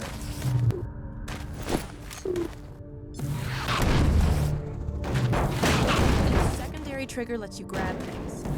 Primary. Once you pick it up, you can drop it gently by pressing your secondary trigger again. Pick up some stuff and toss it.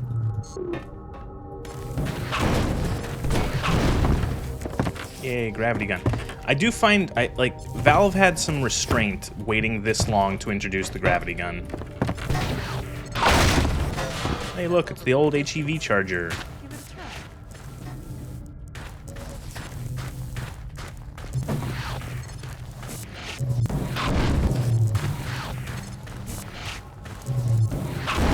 What did you want me to do? I wasn't listening. See if you can stack some stuff to climb up here. All right. All right.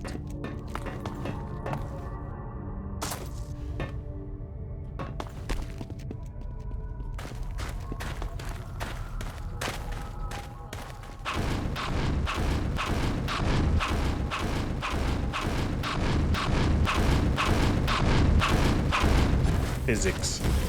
Also, hi, dog. Fucking asshole in his motorbike or whatever. Gordon, this is Dog. My dad built him to protect me when I was a kid. First model was about yay high. I like how she just casually I've been adding to says. him ever since. I like how she just casually says, "My dad built him when he would, to protect me."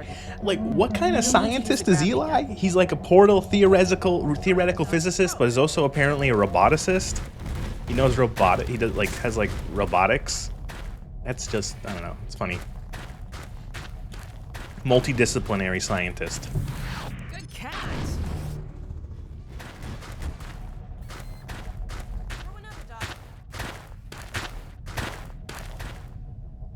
He's a video game scientist, which means he knows every science. Yes.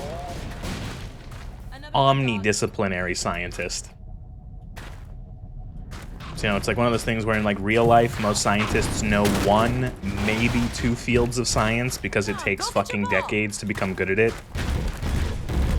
Freeman is Freeman. Freemance is Freeman plus Vance.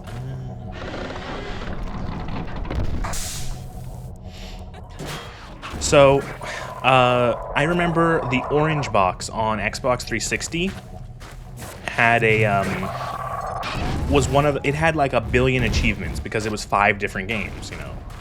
And one of the things that really pissed people off is that it would ruin your gamer score being a nice round number, because most achievements in games were, they were 10, 20, 15, 40, 100, 50 points. They were all nice round numbers. And, you would always be like a nice, number ending, nice, clean, neat.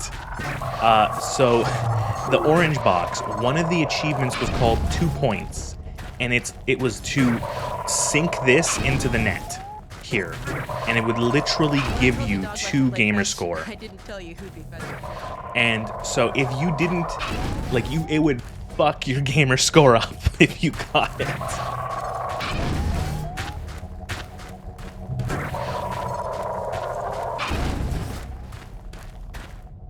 Dog, are you okay, bud? Is he depressed? Let's try something else. Dog, throw something bigger.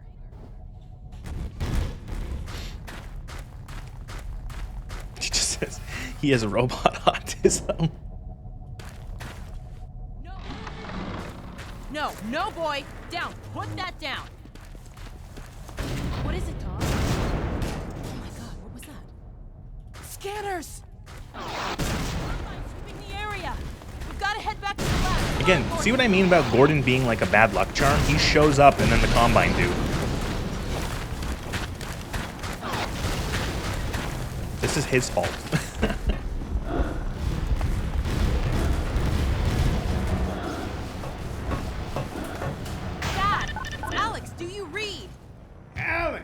What's going on in there? Where are you, Alex? We're in the scrapyard airlock, stuck in a full auto cycle. Is Gordon still with you? He's right here. Good. I want you to... Dad? Take Gordon out of here. Head for the coast. Do not go through Ravenholm. Do not go through Ravenholm. That's what we call foreshadowing. Damn it! Dog, open the airlock. Get us out of here.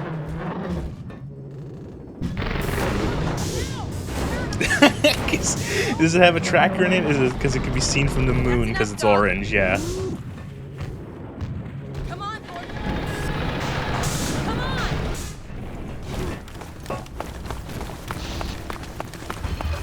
Orange. Oh no, convenient rubble pile. Gordon, you need to get out of here. I can't leave my father. Dog, take Gordon to the Ravenholm tunnel, then circle around and try to meet up with me. Like that little chest pound he does. Again, this area, this chapter actually scared the shit out of me as a kid. What also scared the shit out of me is like you have this nice little chapter where you have all these like friendly NPCs talking to you, haha, oh nice, robot dog. And now, you're alone. You're alone in like a dark, scary fucking Soviet tunnel missile base shit. And like this sign and all the junk and like the fact that it's been set up as like, we don't go to Ravenholm.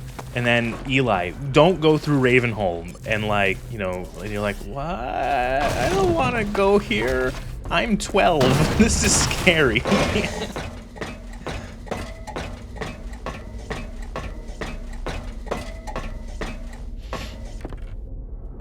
Right, yeah, I do remember that moment where they say like, yeah, the government suit, it's a government suit, so it's government property and it's being sent into other dimensions, so of course it has fucking trackers in it.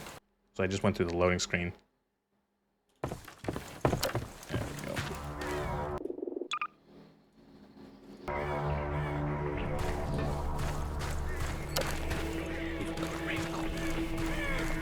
No good, like the Half-Life 3 would have a dramatic death sacrifice for dog. I don't know. They like, even Valve knows that. Like they said several times. I know if you listen to the developer commentary of Half-Life of Episode 1, they straight up say like, players like dog. We found out that through extensive testing, we found out that players like dog a lot, and they always liked when they saw dog. So we just made it so that the game opens with you seeing dog, and it's like, oh.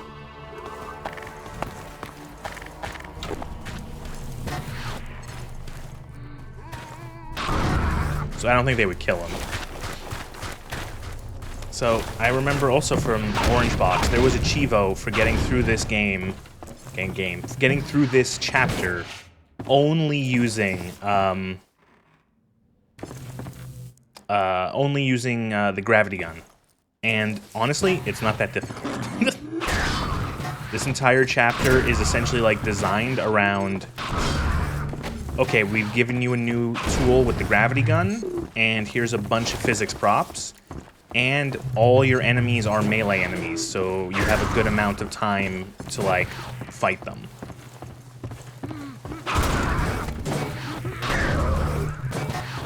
More inside the head crab zombies, so they didn't take a hit with the... Ow! Also, you can shoot the head crabs with the gravity gun, and just hit... If you hit them 3 times with it, they'll die. It's not the most effective, but you can do it in a pinch.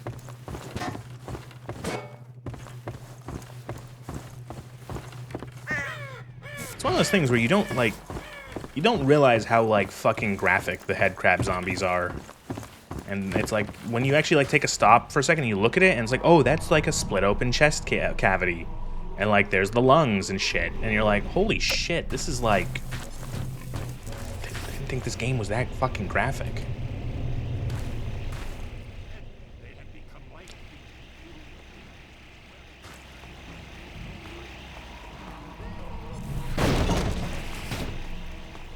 Way more detailed than Half-Life Alyx 2. One day, I'll find like a cheap secondhand VR or something, or like a, I don't know. Whenever, if Valve ever makes the Index 2 and the Index 1 goes like on clearance sale, I'll pick it up. I'll pick up Alyx because I would like to play that game. I know that there's a mod for Half-Life Alyx that allows it to play without VR, but apparently it's like it's good, but it's like it's still a game that was made for VR, so it's like not great.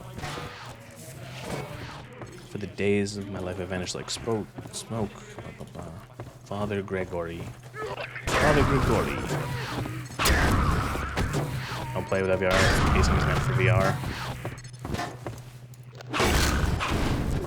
That's what I've heard, is like, you know, yeah, if you really, like, you could play it without that, but, like, it's made for VR, and so you're still not going to get really an accurate experience to what you would expect, or what is, like, expected. Introduce you to the Rift S. I will have to, like, actually look and see if there are any, like, relatively, maybe not, like, budget VR, but, like, you know, something that's maybe not as pricey as a what's it called, as an Index or whatever.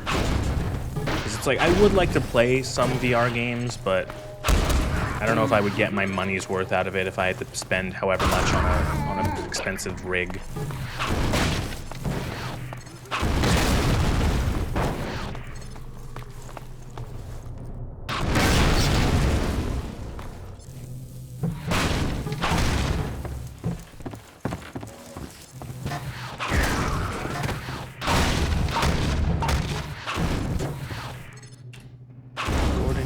Fucking natural. Ow,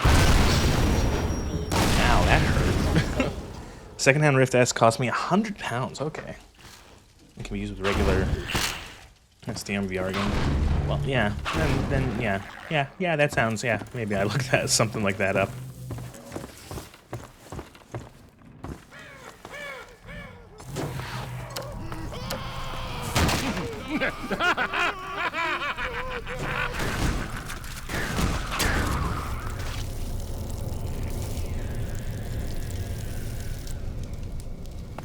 Okay, you can do your intro spiel, Grigori. Who is this? Another life to save? I'll keep my eye on you. More than that, I cannot promise. His fucking double-barreled rifle he's got.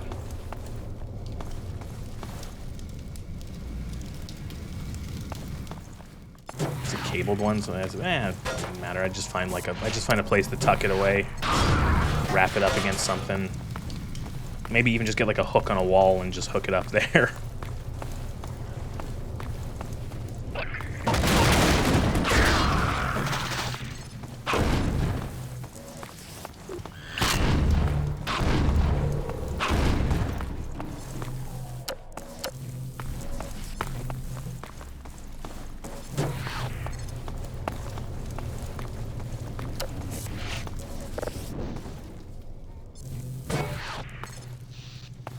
Alright, you gotta go in here first. Yeah, you gotta turn the electricity off, otherwise you'll get fried over there.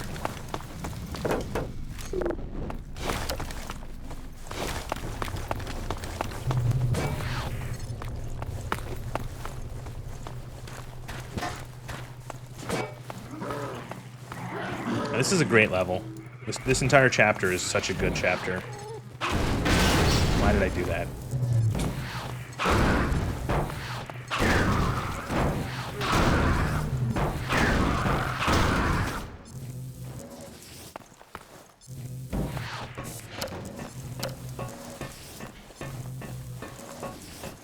Zombie Funland with a bunch of physics props to hit them with.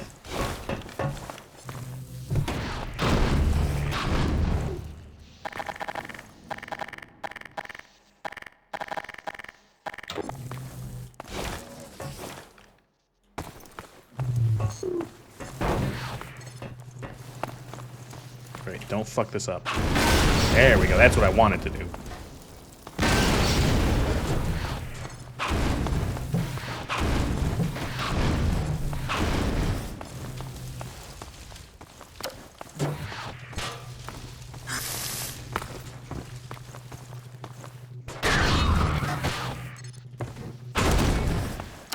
Zombie Funland when discussing Ravenholm. It is. It's fucking Zombie Funland.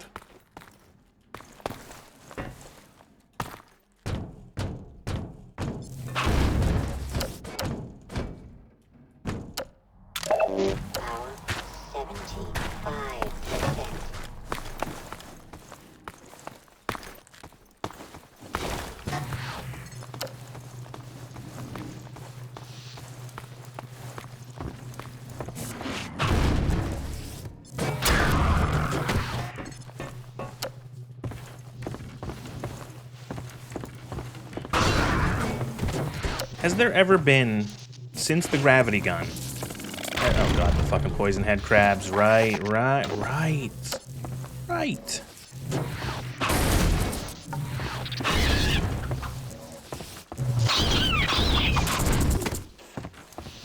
Since the gravity gun, has there been like a weapon item equipment thing that is as cool as it?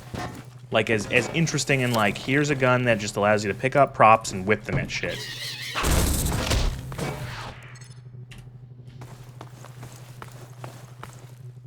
Maybe the portal gun?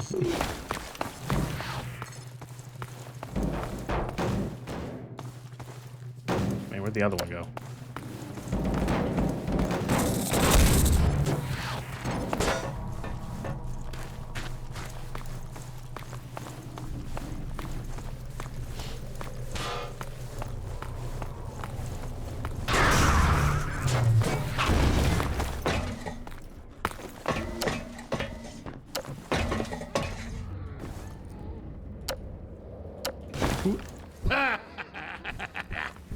Well done, brother. Make free use of my traps, but take care not to fall in them yourself. What if this guy isn't actually a real priest? In Ravenholm,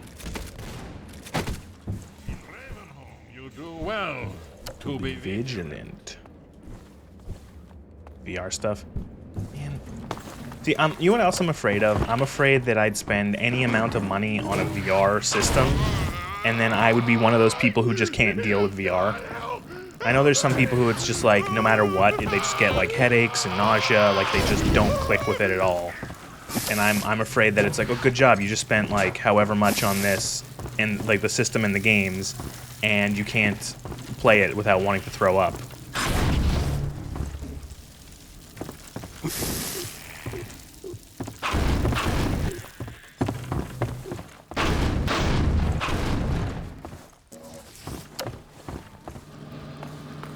The car smush traps.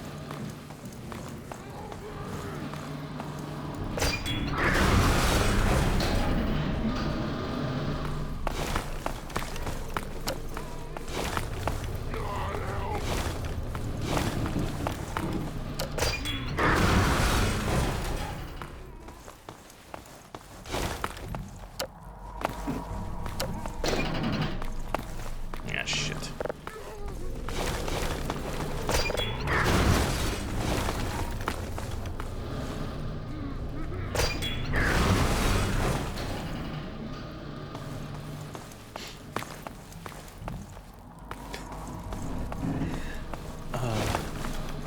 I find that those people usually have inner ear balance pressure issues, so if you don't have that, you're likely to be fine. Well, it's a good thing that I do have that.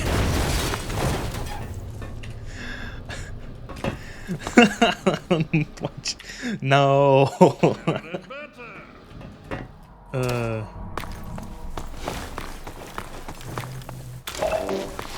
Not the balance thing, but like I have fucked up ear pressure issues for years.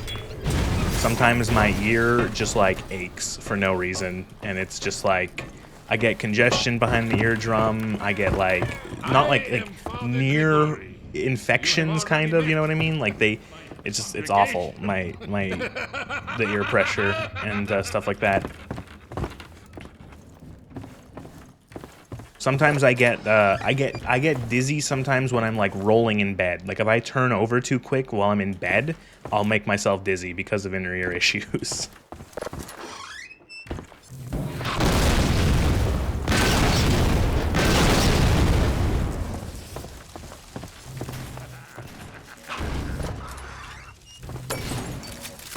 Balm for your affliction, child.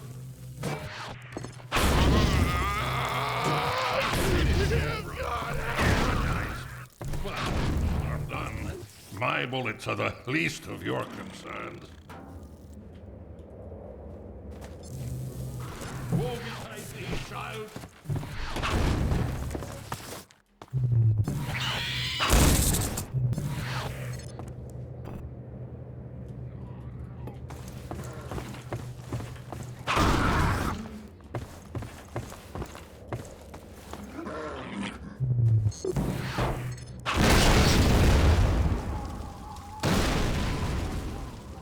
There was more of them in there? God damn it.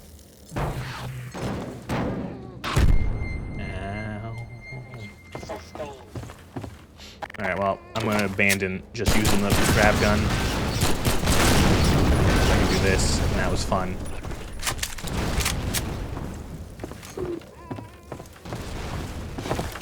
There's an app that you can buy on Steam that lets you change height scaling in VR games, so you can play sitting down.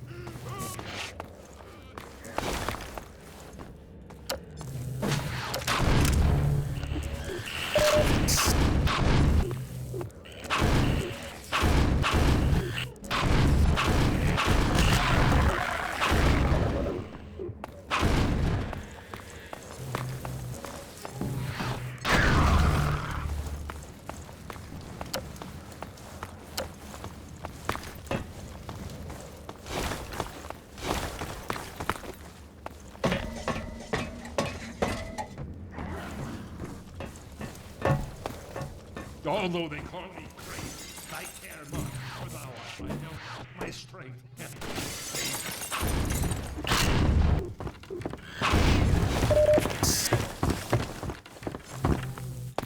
Hello. Oh, brick. Ow. I always remember this room because it's like, oh, and then there's like, what, like 10 zombies down here?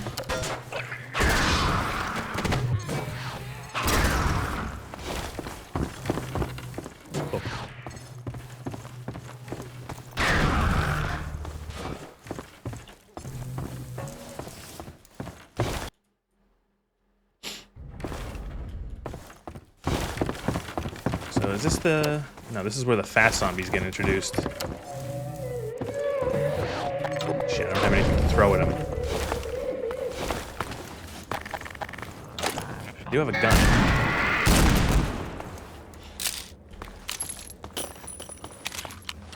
What happened? Oh, someone just came in to ask me something.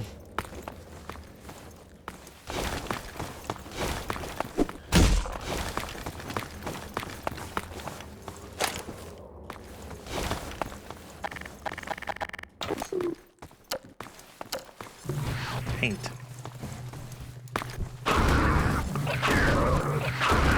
Really?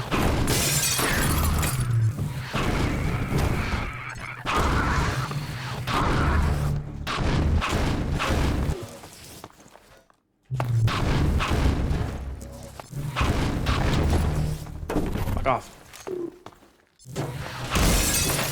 Cardboard boxes. Radiator. That's a good weapon. This would probably kill someone.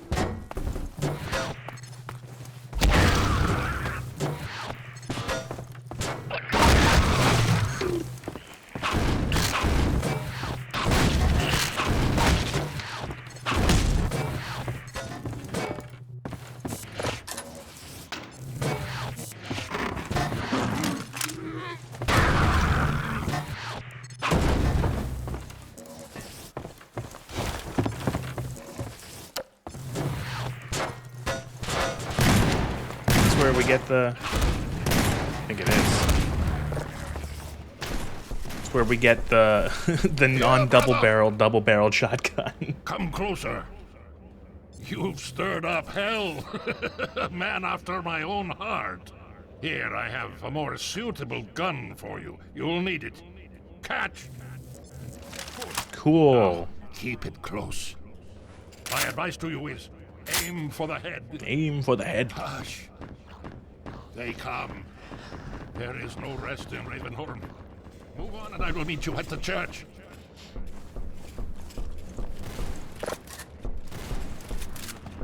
Hello.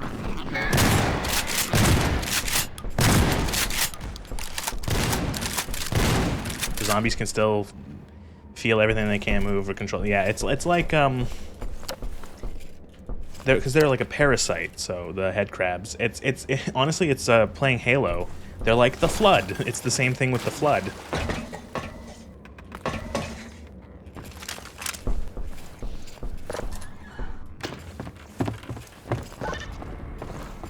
You're trapped in a horrible nightmare.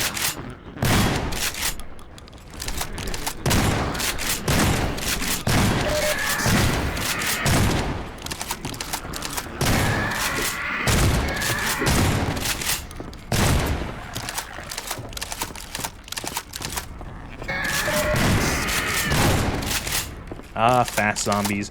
The fast zombie scream was used in so many bad horror maps for Half-Life, like custom maps, as like a jump scare sound.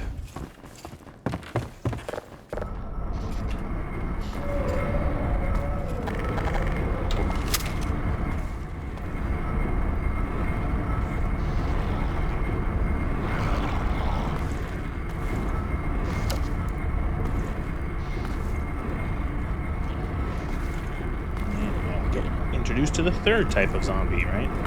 There he is. Poison zombie. The tank zombie.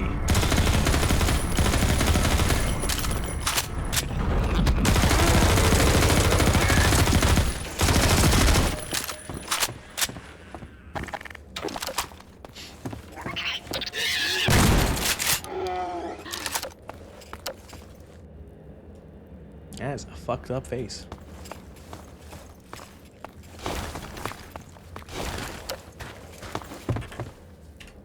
If I'll try to remember if I see it, but one of the random corpses you can find in this game has like a fucked up burnt face, and it's even more fucked up when you realize that it's actually based off of the real image of a burn victim. This one, actually, fucking holy shit! What are the chances?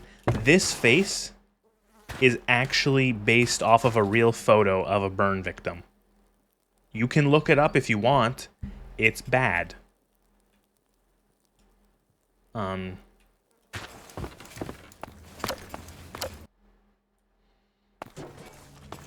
Yeah, real image of based off of a real image of someone who perished in some sort of fire-related incident.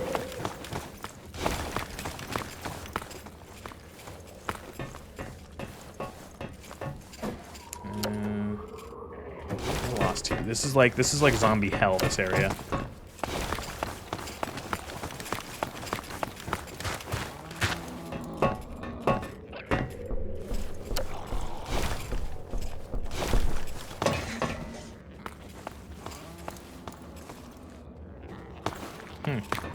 Oh, almost fell. God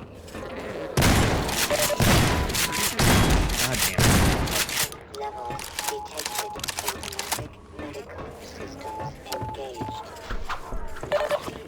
You fucker.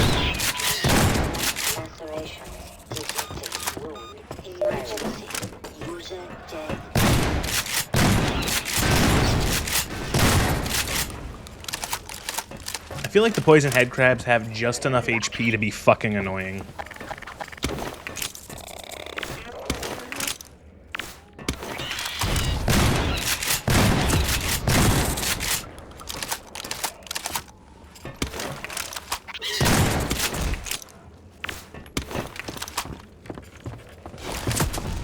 Not to mention that the poison zombies like have fucking aimbot when it comes to them too. I didn't know you could make that jump without hitting the switch. Holy shit.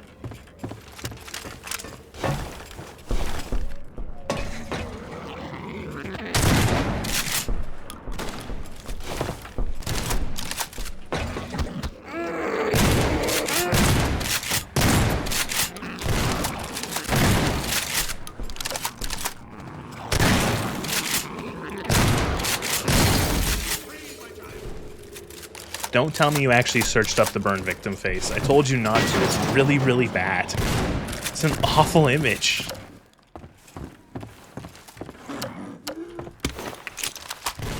Yeah, same. Why would you do... Someone tells you that the horrifying face in the video game, which looks bad enough on its own, is a real... like, you know, an edited version of, like, a real image. And then you look it up, and you go, oh, wow, that was horrifying.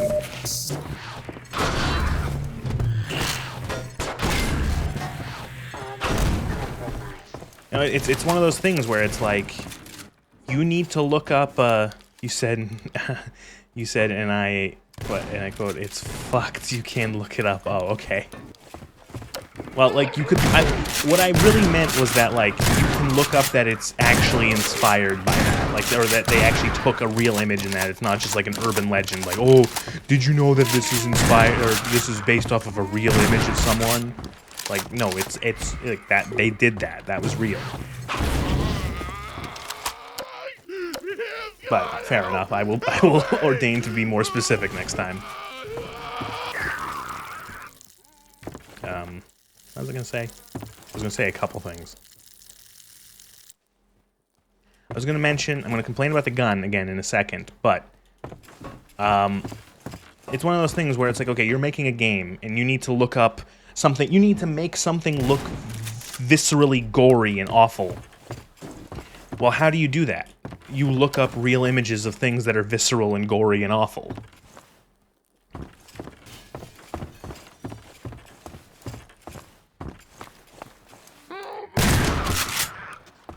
I'm not that sensitive to gore, so it didn't bother me, but it's really dark. Yeah, I am very real, like, video game gore, even like the most visceral stuff, kind of like gets me at first. Like, I'll be like, if I'm watching, I don't know, I can't even think of a game, but like, I have a comfortable, when it comes to video game gore, or like fictional gore in like movies or TV or anything, after like the first time, like the first initial reaction, my brain kind of goes, this isn't real, and I'm like, oh right, it's not. And I have that healthy thing of like, yeah, it looks horrible in the movie, but it's not real. But when it comes to real gore and real images of actual, like, you know, injury and stuff like that, I don't have that nice comfortable block. I can't go, oh, this isn't real. It's like, no, this is real. This happened to a real human being. And I go, I feel not like sick, but I feel like deeply uncomfortable.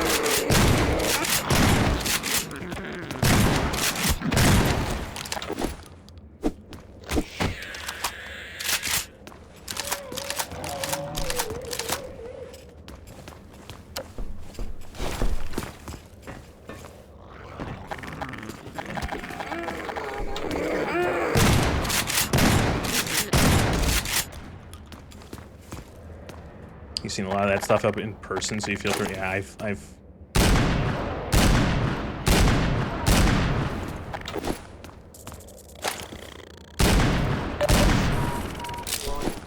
Blood toxin detected.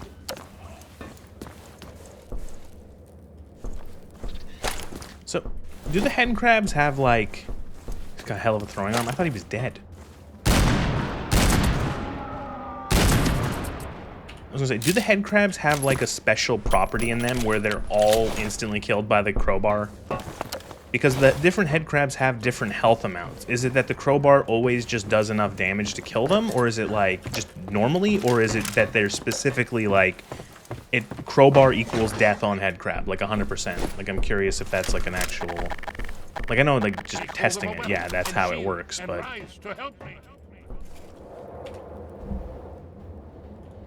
Ah, there you are. At last. I will send the cart for you, brother. It will be but a moment. Alright, I guess this is where I bring up the shotgun. I haven't mentioned it, despite having it for like 10 minutes. This is an SPAS-12, which is like the most popular shotgun in video games, in movies, and television ever, because it's like a shotgun-ass shotgun. And, it's a cool gun. It's a good shotgun from everything I've heard.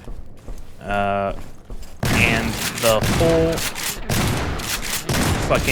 whole thing about, okay, so It's a shotgun, and like many pump-action shotguns, it has a tubular magazine, meaning that the shells are loaded into a tube beneath the barrel. As mentioned earlier, Valve doesn't know the first fucking thing about firearms. So, I'm assuming someone saw this model of this shotgun and saw the tube, as you can see there beneath the barrel. That's the magazine. That's where all the shells are held. And they assumed that it was a second barrel, like a double-barreled shotgun. Which is why in Half-Life and Half-Life 2, the ult fire on this is to fire both barrels, which don't actually exist, because there's only one barrel. Almost there, brother. That bottom, see there, it's kind of hard to see, that bottom tube is where the shells are. That's the magazine for the gun. So... No, brother, step into the cart.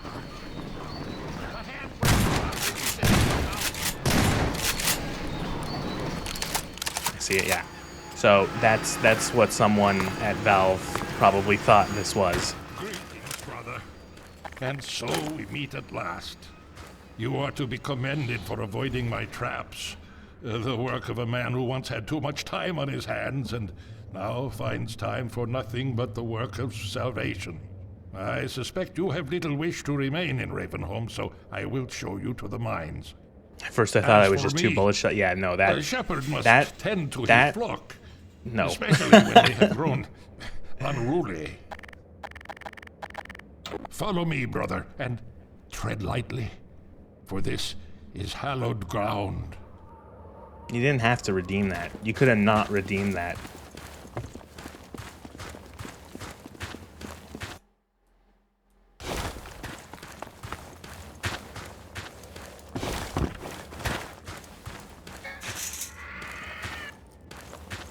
$700, how could I not?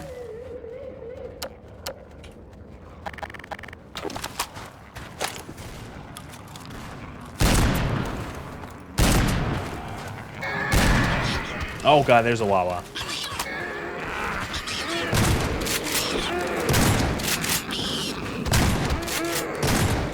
Rest, my child. Stay close to me, brother.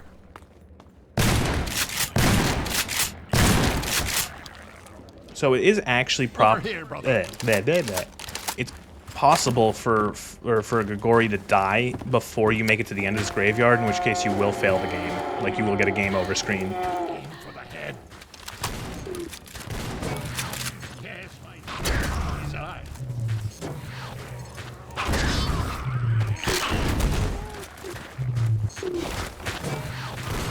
Grigori has he has very high regenerating health. But he is not invincible, so he can die.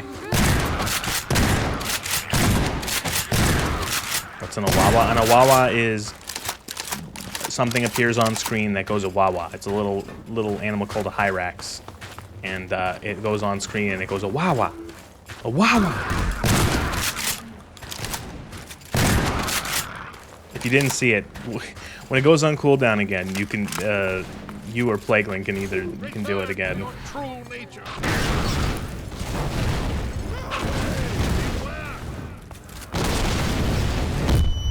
Ow. HPV damage sustained.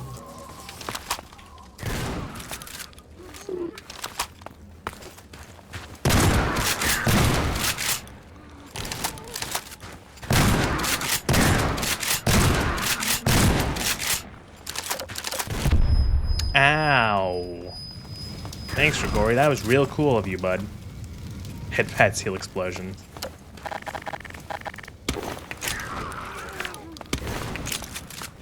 Come.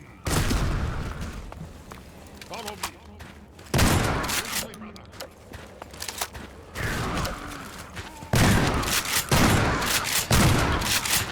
Oh.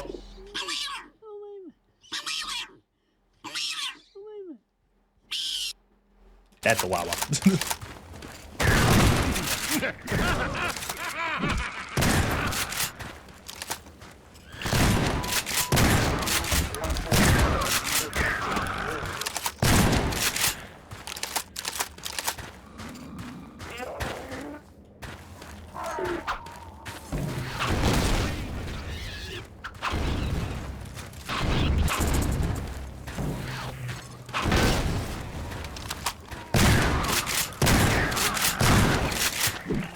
how bouncy the grenades are. The physics are not great on them. They can be pretty wild.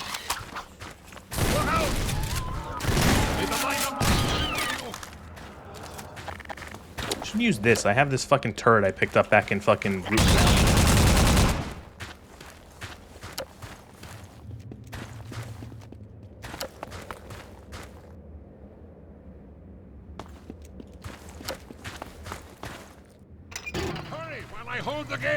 Alright, while I hold the gate. Farewell, brother. I fear I deliver you to a darker place. May the light of lights illuminate your path. Look to your own salvation. Probably my favorite character in the game. And you never see the crazy priest ever again.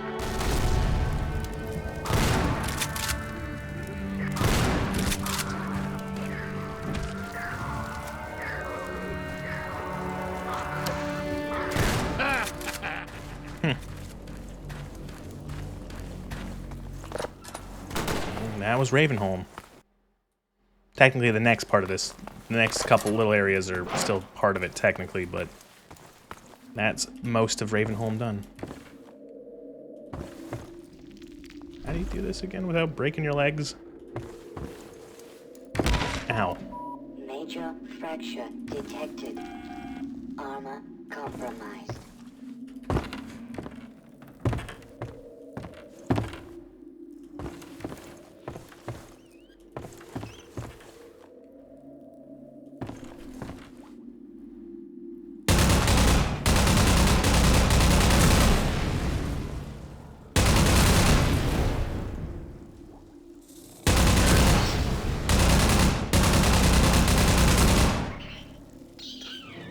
Yeah, this entire floor here is like a head crab trap.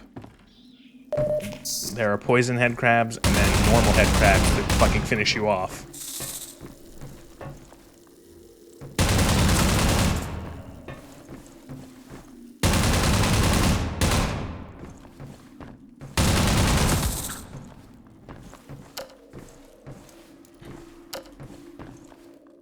The mana increase is a vital part of most FPS games. I'll take your word for it.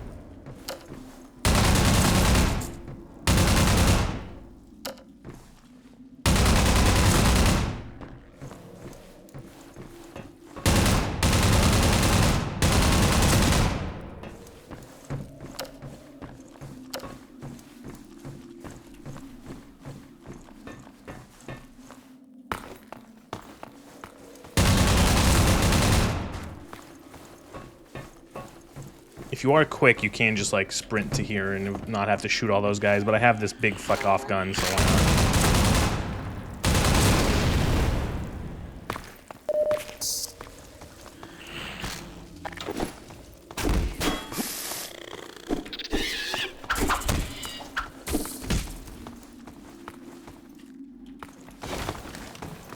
Oh, I wanted that.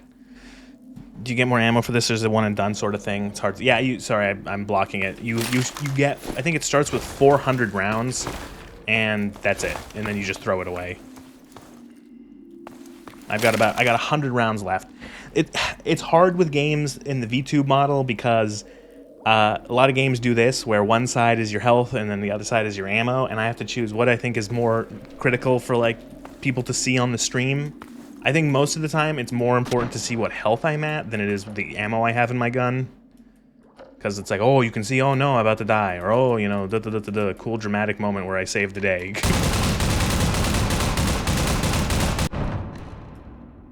Wait, you're supposed to use those to get up, right? Oh, this is for a secret. There's a workshop add-on that puts all the info into the left corner, actually? Oh. Well.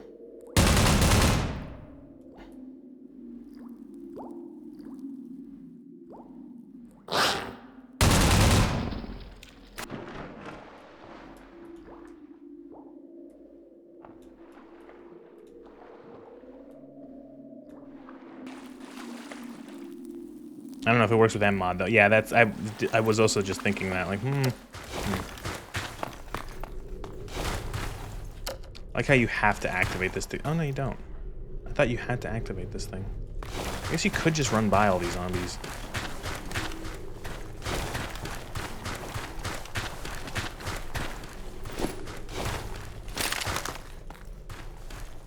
Bye.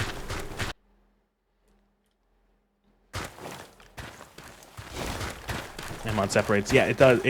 That is also an optional thing. You can make it so it works as it usually does.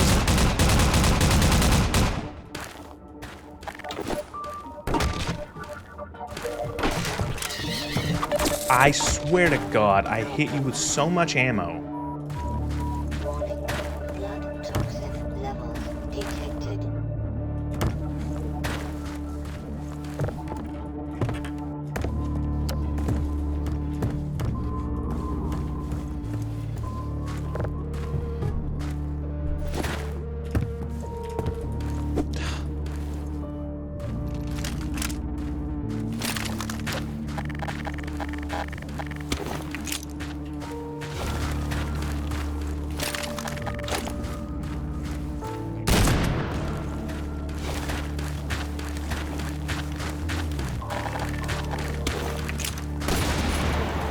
Really convenient to have the two. Oh, definitely.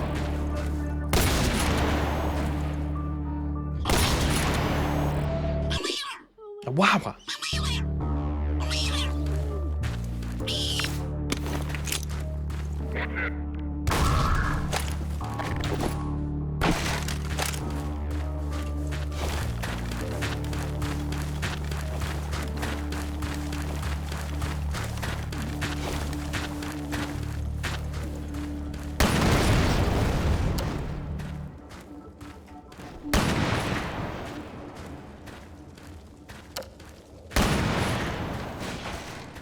Snipers are back. You fucker.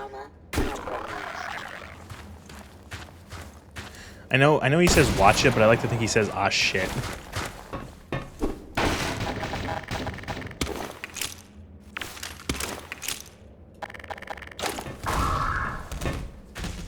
But yeah, I do agree. Also, the ragdoll. The so like the violent ragdoll of like wow, fucking spat out. Now we got our introduction to Combine soldiers. They're tougher, they're better at shooting, they're better equipped.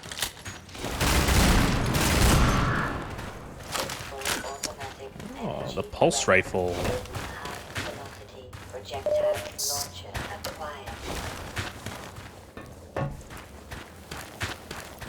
This is essentially like your SMG upgrade. The glowy, yeah, I do really like the glowy Combine eyes.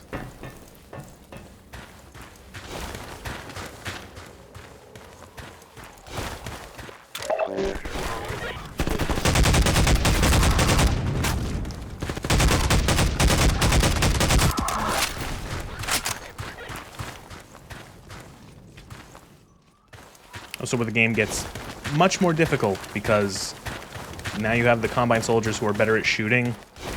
And there he is. Look. It's kind of hard to see. I can't get a good shot of him. But he's there.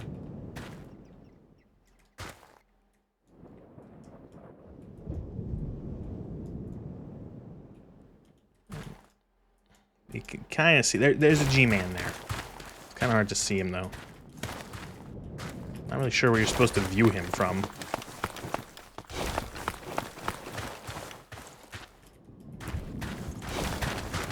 But trust me, there's a G-Man. The reloads look good. Yeah, the reloads are much better. I say for this gun especially, they made it like a much more sensical reload, where like you take the big clip magazine thing and put a new one on.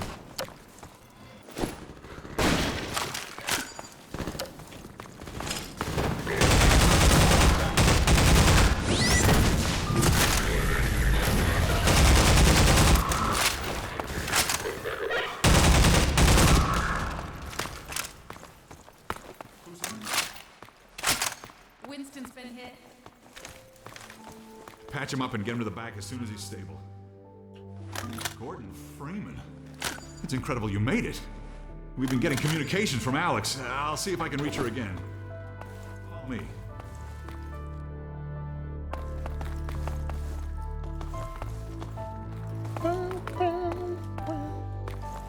It's Leon. We're all clear. And I've got Gordon I think Freeman. this song playing is, I think, called Triage at Freeman, Dawn. you're kidding. Again, I've been this on the line game, with this Alex. game, Half-Life, Her very father's much been like Over here, Dr. Freeman. as the caption saying, moan when you go to that guy dying because he's in pain.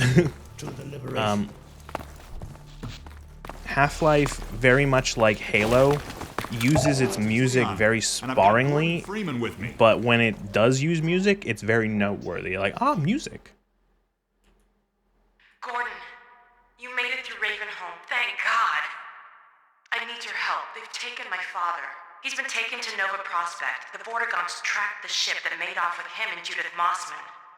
While the trains are still running, I'm gonna hitch a ride. Here's where you come in, Gordon. I need you to make your way along the coast until you get to Nova Prospect. It used to be a high-security Black Mesa's prison. music is great. It's something much worse than that now. But I think it's still easier to sneak in than to break out. You want him to take the coast road?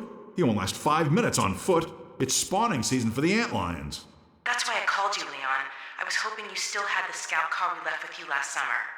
The one my dad rigged with the Tau cannon. Yeah, good idea. Hold on a sec. Norco? Bring the buggy out. Put it on the dock right now. Gordon Freeman will be driving it. Will do. I just finished mounting an ammo crate on the back. Good timing. Okay, Alex, we're all set. Thanks, Leon. Gordon, I haven't driven the coast in over a year, but I have no reason to think it's gotten any safer. Meet me in the depot where the trains unload. Take care of yourself, and I'll see you in Nova Prospect. Bye for now. Bye, Alex.